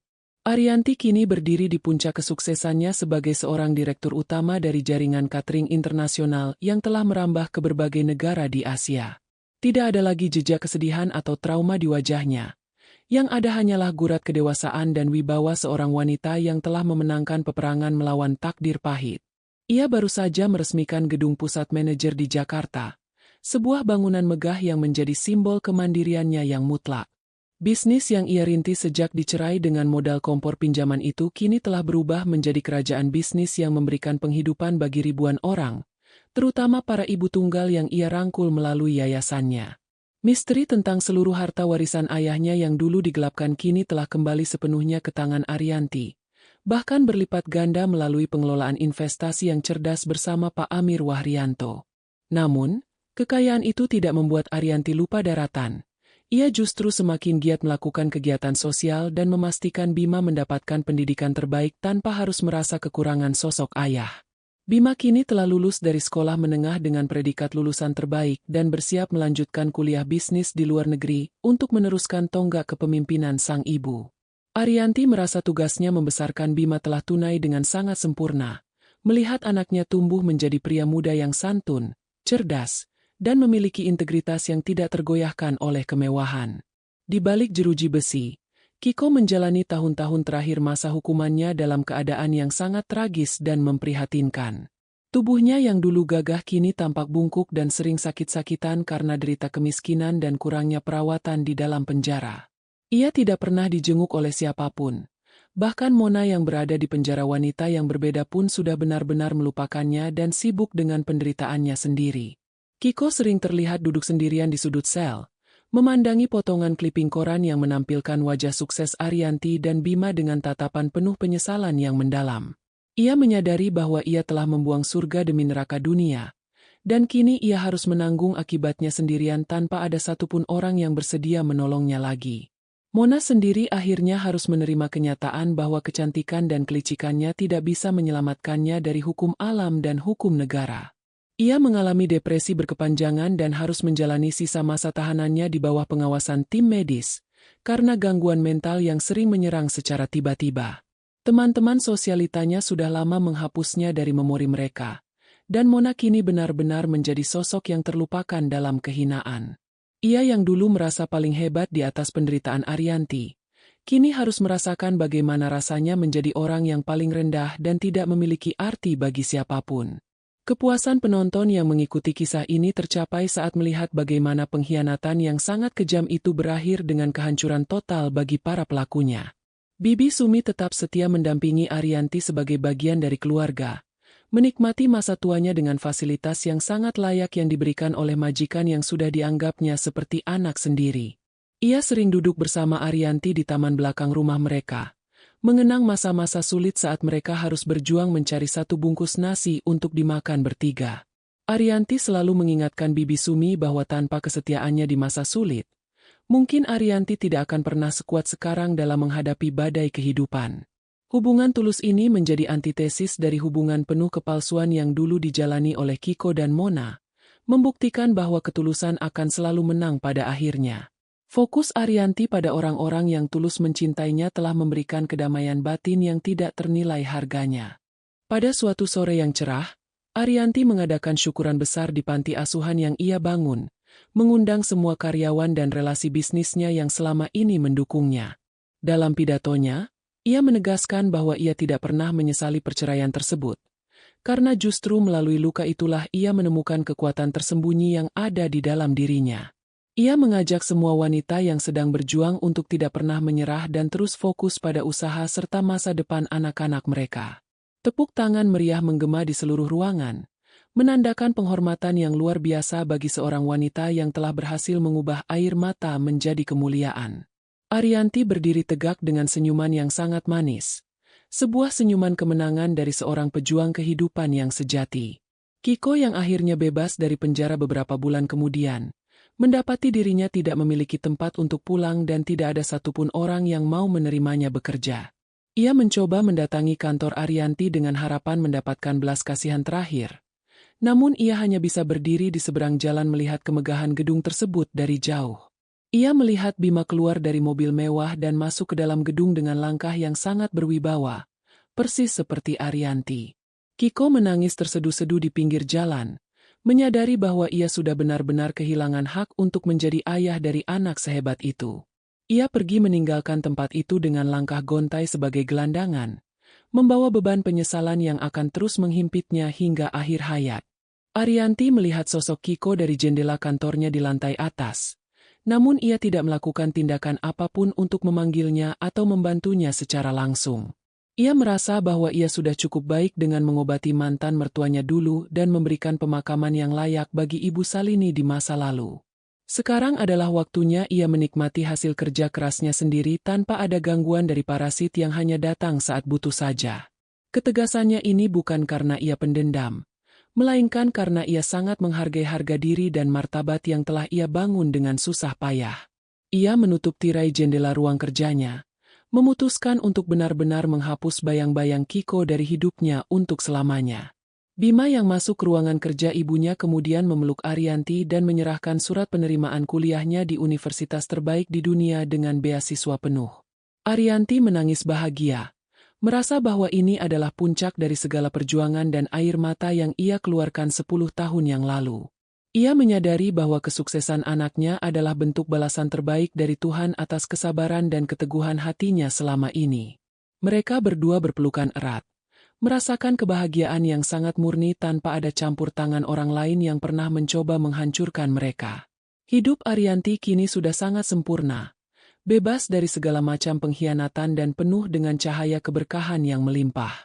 Cerita ini berakhir dengan Arianti yang sedang berdiri di atas podium sebuah seminar internasional, membagikan kisahnya kepada ribuan pasang mata yang menatapnya dengan penuh kekaguman. Ia bukan lagi Arianti yang terusir dalam kehujanan, melainkan Arianti sang inspirator dunia yang telah membuktikan bahwa wanita bisa berdiri lebih tinggi daripada lelaki yang mengkhianatinya. Ia mengakhiri pidatonya dengan kalimat bahwa kebahagiaan adalah pilihan, dan ia memilih untuk bahagia dengan menjadi dirinya sendiri yang mandiri dan kuat. Seluruh ruangan berdiri memberikan penghormatan terakhir yang sangat megah bagi sang direktur utama yang luar biasa ini. Arianti turun dari podium dengan kepala tegak, siap menyongsong masa depan yang jauh lebih indah bersama Bima di sisinya.